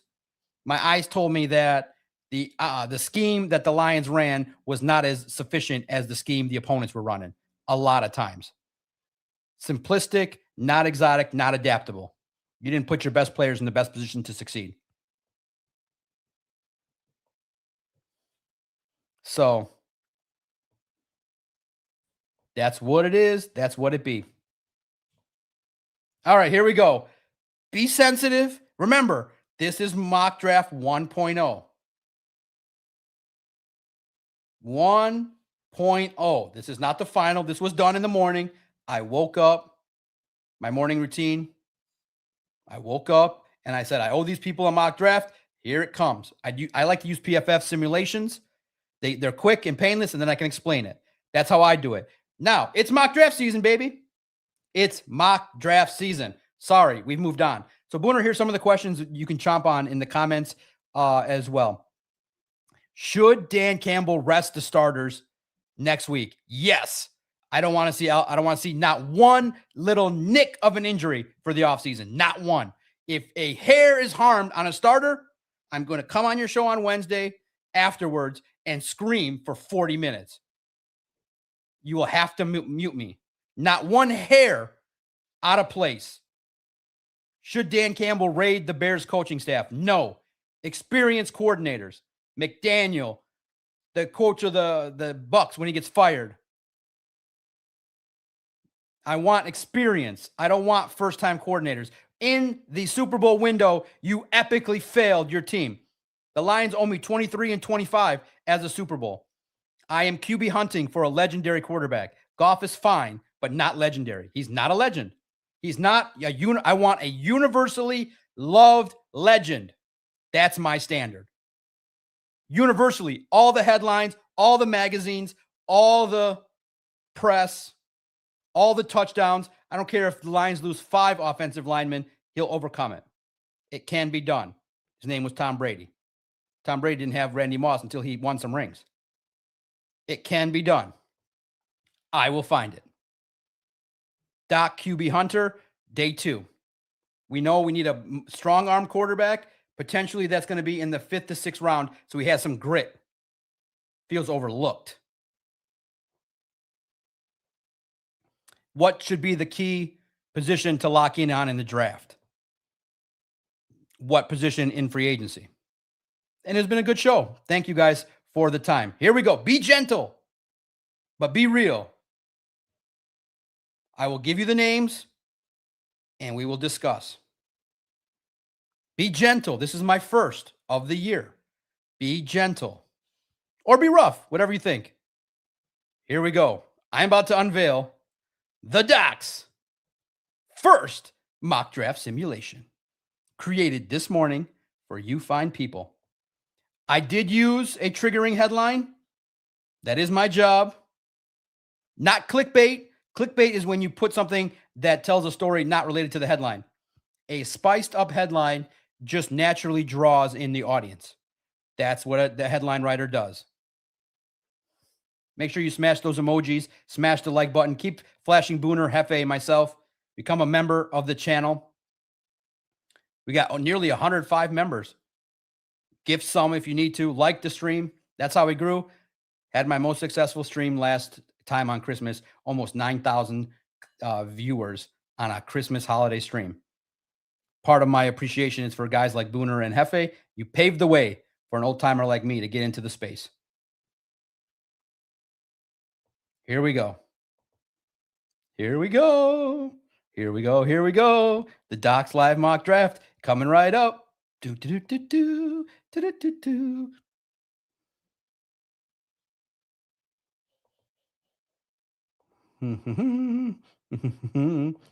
Look at this great headline. Who would write this headline? Who would write this headline? Now, the best part about this is the creative way is you can write a headline that's going to show up on the website, and you can write a headline that'll show up in all the analytics. I love that because the We're Good did not show up on some of the analytics. The We're Good Detroit Lions 2026 mock draft version 1.0. Your mock draft that's going to help the Lions win a Super Bowl. Look at that. Edge rusher, A&M, Dan's familiar. Look at this fine video with this fine commercial. Look at that legend. Enjoy the fine commercials. Pills and needles. Look at these fine commercials. Here we go. Dun, dun, dun, dun, dun. And then I'll explain them. Here it is. Are you ready? Are you ready? Boom. My first pick is Cassius Howell. Now, part of this mock draft is what I think Brad Holmes will do. I mixed it up. Some of it is what I think he'll do. Some of it is what the pattern of Brad Holmes is. Cassius Howell is a sack master. Now, he has similar hand size to Aiden Hutchinson. Undersized hands that will rate poorly. But the man had 41 pressures.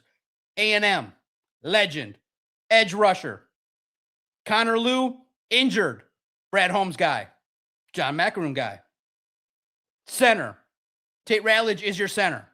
This guy learns. Depth. This guy learns. He had a torn ACL. He's a Brad Holmes guy. He moved himself to the front of the list. Texas, Malik Muhammad. You getting a sense here where I'm picking these guys from? Prime schools. Malik Muhammad, cornerback. 6 foot tall. Good player. Compete with Ennis Rakestraw. Maybe broom him off the roster. My first quarterback in the 5th round. Strong-armed, gritty, controversial. A little bit of douchebag in him, according to some of y'all. Carson Beck is going to sit on his ass for 3 years and never throw the football. He is groomed. He's going to be pissed at being drafted this late and having everybody hate him. He will not see the field. Jared Goff stays for 3 more years, and Carson Beck does not see the field, does not sniff the field. Booner, Hefe, me, we're not talking about him. Just sit and learn. My quarterback path, you sit on your ass for 3 years, you don't throw a damn football. Carson Beck is the draft pick for the first version. He's not the legend. He is the first iteration of a quarterback I think the Lions could draft. Taller, prototypical arm, bounced around, has not had the success maybe, but with some grooming, with some shaping, he's like a fine diamond. I think you can do something with him.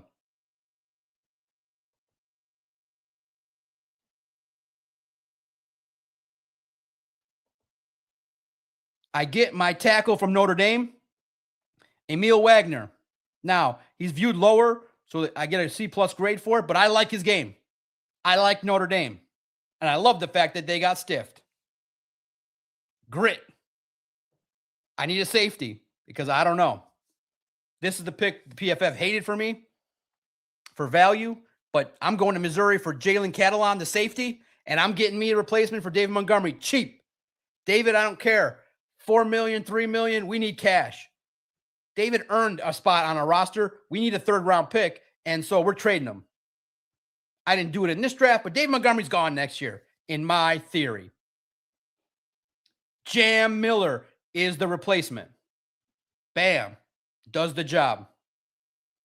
Bryce Botcher, the linebacker, is your last pick.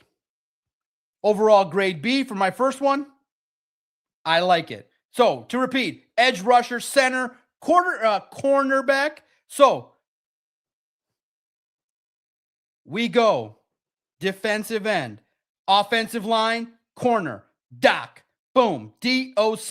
In any iteration, the first 3 picks, I'll be happy. Any iteration, corner, offensive line, edge rusher. Doc is the solution. Edge, center, corner.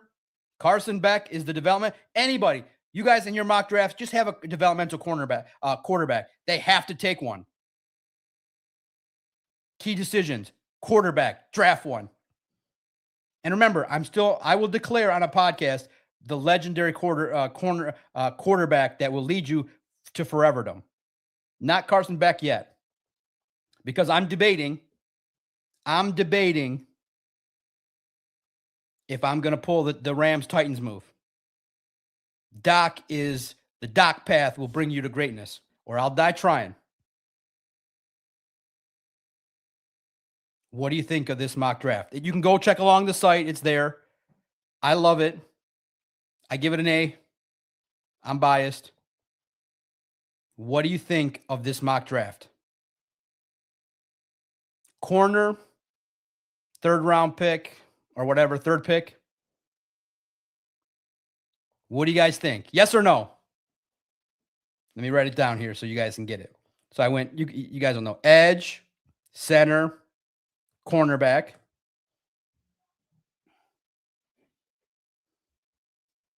Six. And that's what I got on Facebook. That's fine. It's the first iteration. Let me get your reactions. Timothy Cornelius, Kirby is done, and Branch might never be the same. Jorge, do one for free agency. Yes, but that probably will be Monday. Tomorrow might be a lighter day for me. We'll see. Steve, 6. What did you like or not like? Edge, center, corner. I like my own logo.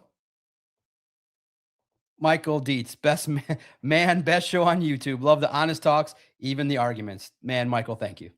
That's nice. Donkey Kong, top effing heavy. Steve wants a shawarma. Booner, what did you think of my mukbang video? I just went like, I've been watching too many food videos, so I just threw one up there. What do you think? Timothy Cornelius, Doc does good sports journalism. When I make a bad take, Booner calls me a reporter. Zali, I like the Beck pick. There we go. It is win now. But you got to also remember, I got to add into my thinking that the Brad Holmes might only do 60% of the way there win now. He also likes waiting. Remember, I'm also in the room, so I have a sense of how Brad thinks over these 5 years and how Brad thinks too. So I think I tend to lean more on mock drafts on a little bit of like how I think Brad would pick it. He would pick it like, I like these guys based on their potential, what they do, and what they can present to the table also down the road.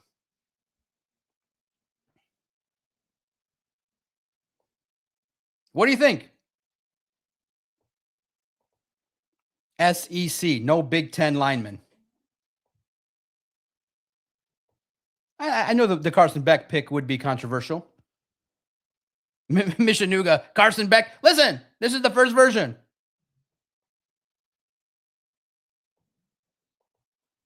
Crunch time, Booner, F draft. See how nice I am and humble? I'll accept that. Offensive tackle in the first 2 rounds, or it's an auto fail. Wrong, Booner, wrong. Still got to get an edge rusher. Premium. That's the only thing you didn't do. First round edge. Care what Brad Holmes thinks or you think. And also, too, it predicated on my strategy of I would like a free agent center, Linderbaum. I would like to pay for the offensive line. I don't want to mess around. Greatness requires cash. Fork over the cash for a proven left tackle and a proven I want to do the Bears plan, please. Can I order the Bears plan, Booner? I'd like the Bears plan where they just buy it. F draft and development. That's for the slappies that love the draft gurus that want to sit back for 6 months and watch their film and analyze. This guy's going to be great, and then go to the combine and interview the college athletes who tell you the same answer. Did you meet with the Lions? Yes. What'd you talk about? Grit. I love the Lions. They're gritty. Why do you fit with the Lions? I'm gritty. What'd they ask you about? Do I love football? One of them's going to try to get himself on the Lions by like Ahmed did, by just thumping his chest and just like, oh, that guy wants to be a Lion. What did you learn about? What did the Lions ask you? They asked me if I love football, if I'm gritty. I'm gritty. I love football. Okay. Can you fucking stop the run? Can you not get yourself taken off the field because the coaches don't like your effort every play? Thank you. Can you pick up a motherfucker and slam him to the ground and maintain your gap responsibility? Thank you. Can you practice all week? How's your shoulder?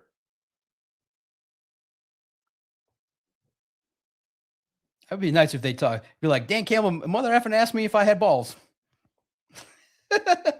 How big are my balls? I told them they were huge.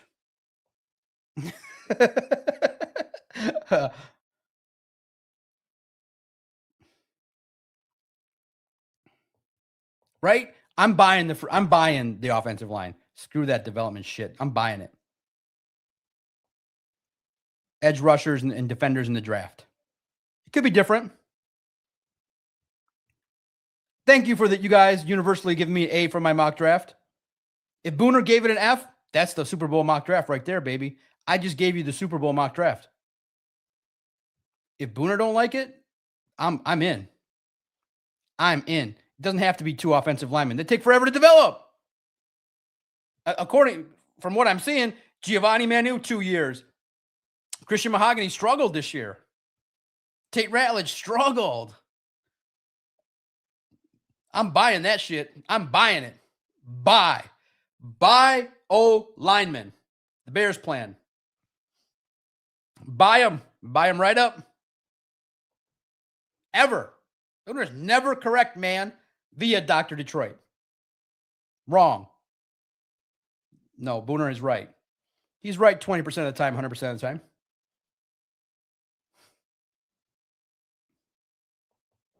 Mishanuga, $1.99 super chat. You get drafted with a Lions jersey for an interview.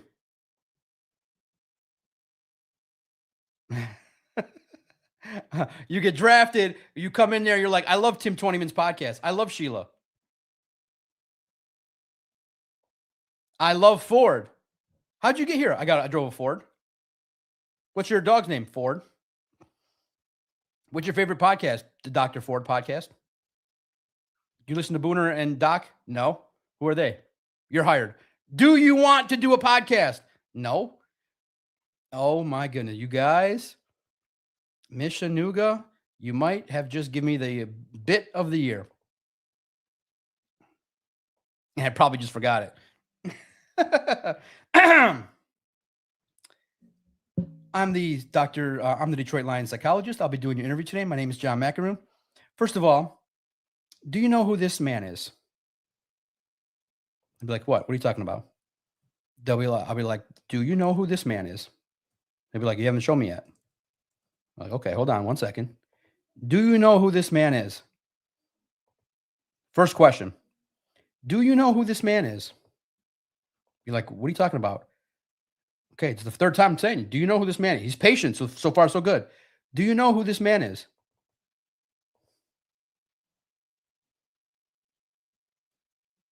Yes, this is Sharon Moore. What do you know about him? He's a great Michigan coach. Out. No, you're not it. Nope. Who is this? This is Sharon Moore. What's the first word you think of on the Rorschach? What do you think when you see this? This is an individual that cheated, and I believe the integrity of the school was let down, and I think that he had a problem. I think like Jim Harbaugh said, I think he had a problem with sex. The sex thing, I think he had a problem with that. Okay, on to the next question. Do you have a sex addiction type thing? Yes. Okay, good. You have a problem with sex addiction type kind of stuff? Done. On to the next question.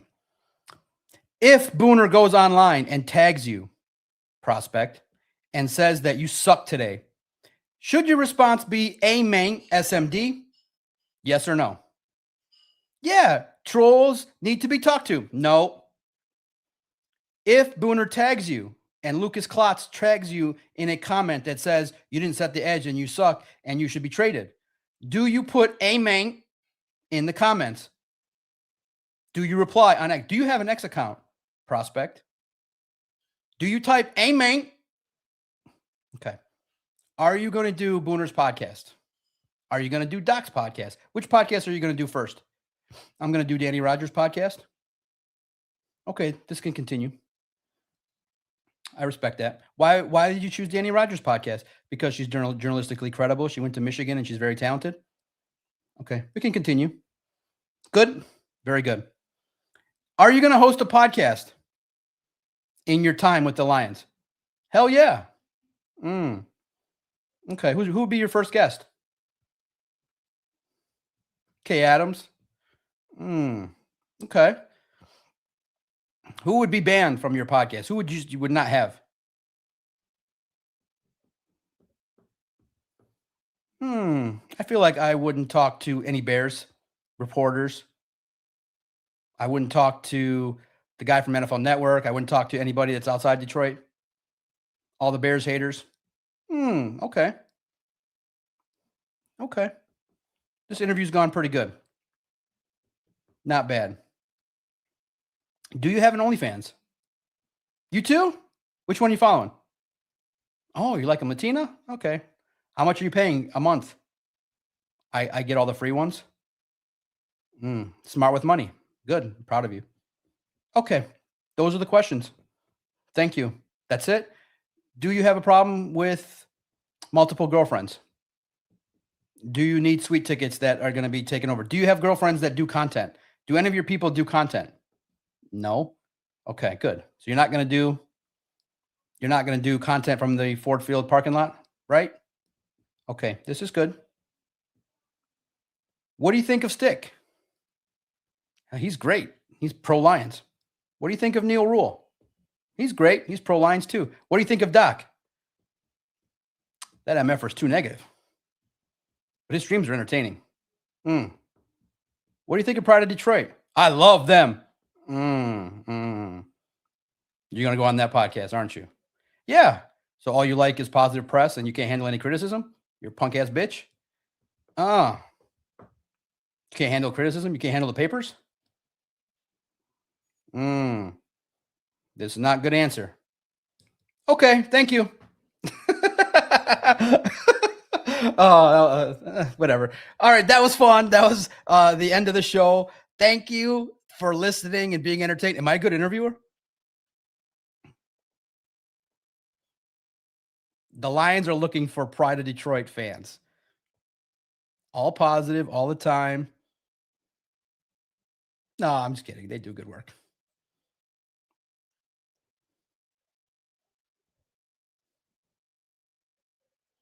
Dr. Detroit. Absolutely, Doc. That's hilarious. They do suck some Honolulu balls over there. Oh, they're good people. They're good people. Good people. Hard workers. But I just, when the heat gets hot, they got to hide. I love it. I think when the heat's the hottest and that's when you dive right in. Let's talk. 4 podcasts since elimination. We're not going to do a video. We just don't feel comfortable yet. We got to wait till Monday to let our emotions subside. Guys, that's the secret. That's when you do with the podcast. That's where the juice is and the content, right? When you're the most emotional. My God, that's the formula. I did it on Christmas, 3 hours. And I don't remember half the shit I said.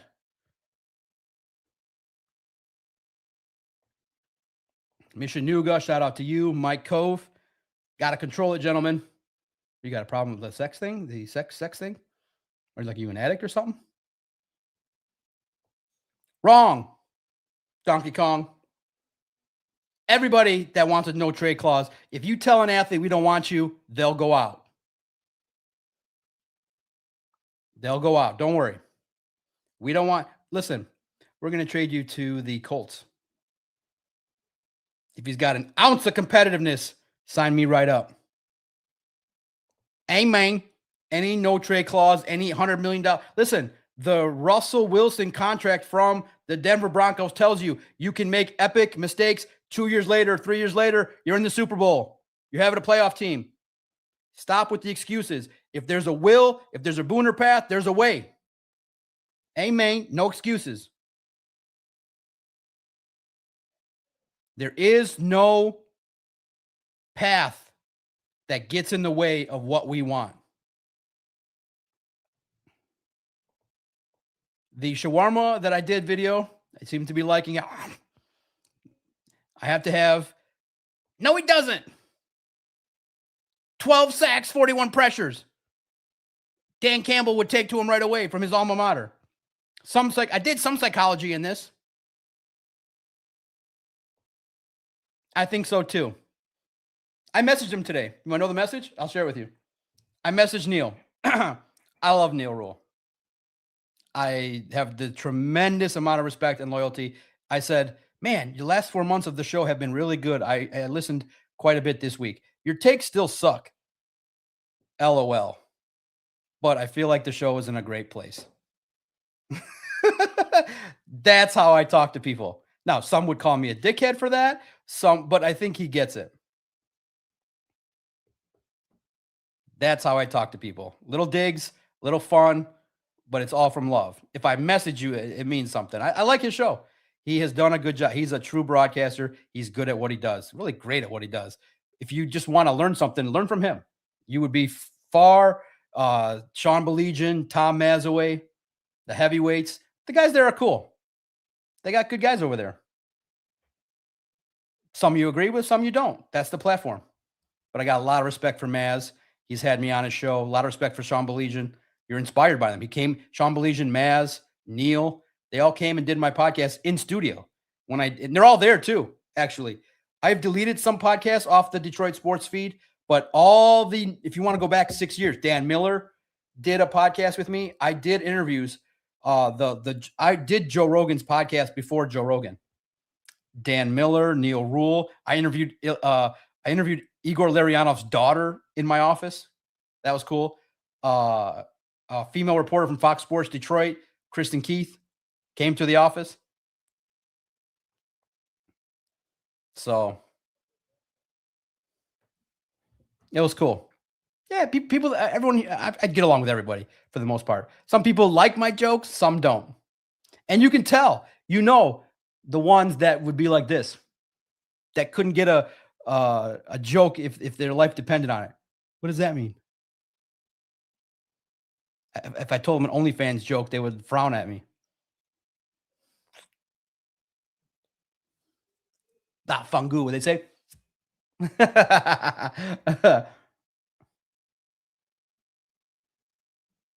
I'd love to do a show with Ryan Armani. I like him too. I went on his show and trolled him. I went on his show with like Spartan hats and like I would weave into one topic and then go to the Spartans. I like his show. And then he left. I like Braylon Edwards, even though he's on the other team too. I like the heavyweights. I think I like everybody, to be honest. Some things you take away, some things you don't. I just focus on overall, did I like this take or that take? That's how I am. But I'm a consumer. We're good. Good 2 hours and 15 minutes. I hope you were entertained. I hope it went in a direction that you liked. We started the conversations. Each topic that we talked about will go more in depth throughout the time. The Doc, Corey Patterson. Thank you for the time. Yeah, here are the things I want to know about from you guys. What'd you think of my mock draft? Should the Lions rest starters? Should Dan Campbell raid the Bears for his coordinator? Anceloni, Reader. Who should go? Which free agents must go? Which one must stay? Give me one name of a free agent that must stay. I think it's Al-Quadin Muhammad. What position in the draft would you go first round? I went edge. Who should Doc do a show with? You guys are all wrong. I'm doing a show with Kay Adams and Danny Rogers based on their pure talent. I think they would bring the best out of my spirit. Not based on gender or anything. I feel like we could bounce good ideas off each other. Professionally.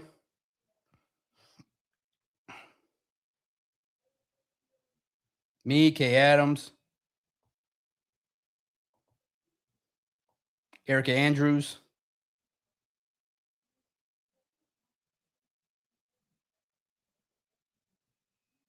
Doc and Nate Burleson. Me and Ryan Clark. I feel like I could do a show with anybody, really.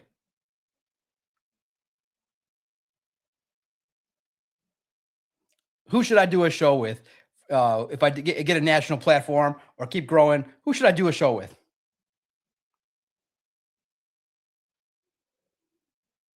You know what? I'd like to drink some bourbon with Jennifer Hammond and talk it up when we're both two sheets to the wind. She's talented, very smart, very witty. I feel like most people would enjoy having a conversation with me. Me and Tim Stevens and A. Smith. Listen here. My friend Jason Whitlock told me you.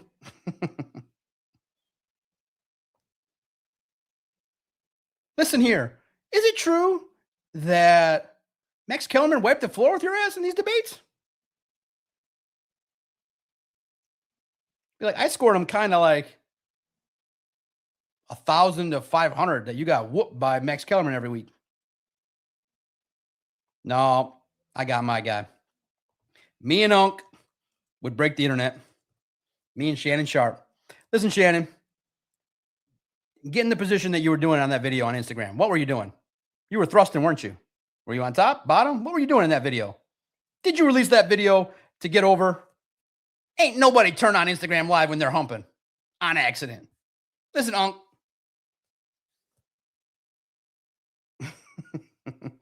Listen, Unc. How much did you pay that lady?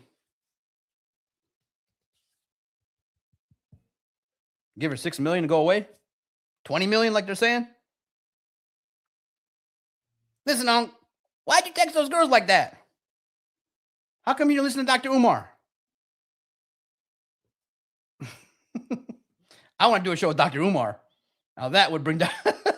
Listen, Dr. Umar, I got a problem. Back in the day, I sampled all the flavors. I didn't discriminate. I liked them all. I don't like it. I liked them all. Yeah, we would talk for 5 hours. Dr. Umar, I got a problem. See, this Sharon Moore ain't got nothing on me. But I ain't no head coach. You guys are funny, man. You guys are good to talk to, good peoples. I like looking at the chat. I like having some good times and enjoying a Saturday evening. Thank you. Probably come back on a Monday, Tuesday. But thank you for listening. A lot of good content. Listen, we don't run and hide. When the heat gets the hottest, we react the fastest. That's the truth. That's the way it's supposed to be. Why is that? Because we keep it real. We knew about the Lions after the Eagles game. They kept their little hopes up forever and a day. The Slappies, they kept their hopes up forever and a day. Those tough little cookies.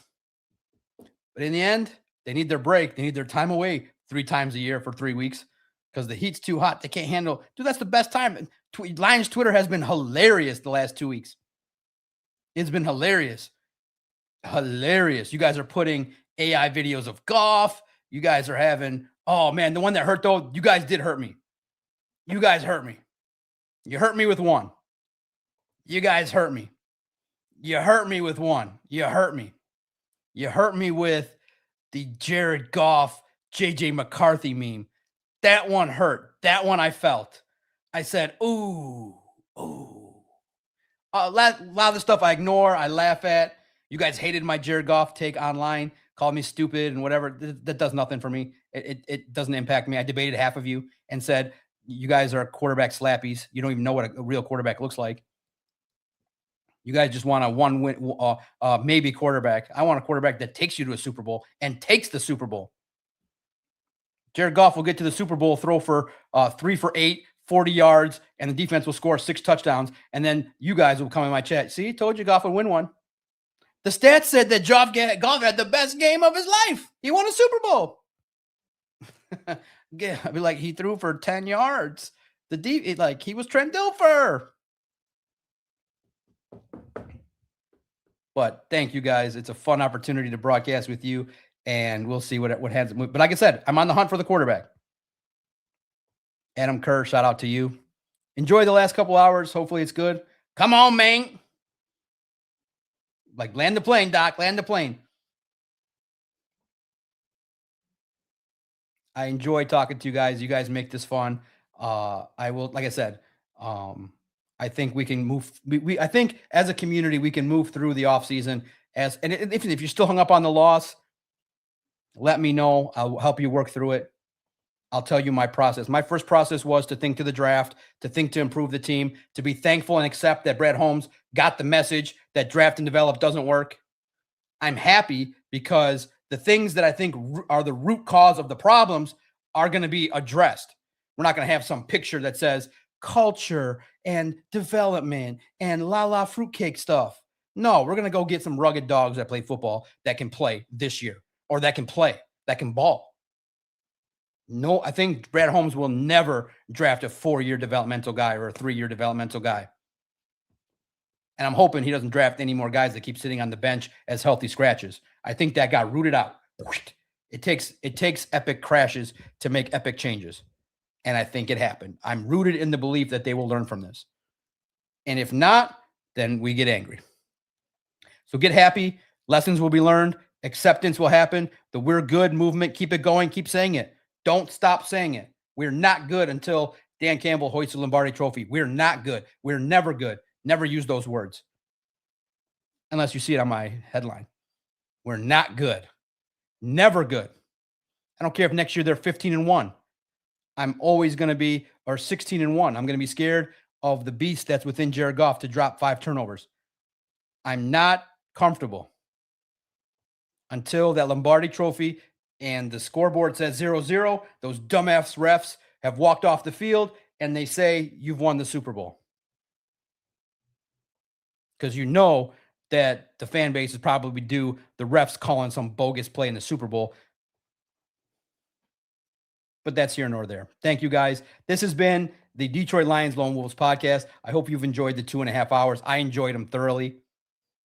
About to spend time with the fam. Enjoy Sunday. We're going to have stats both ways. What happened in good games, what happened in bad games. Tomorrow's content on SI probably will be some things that people are saying, salary cap stuff, some, normal type, informational type stuff. And then next week is figuring out what the heck Dan Campbell says to the media in a meaningless game.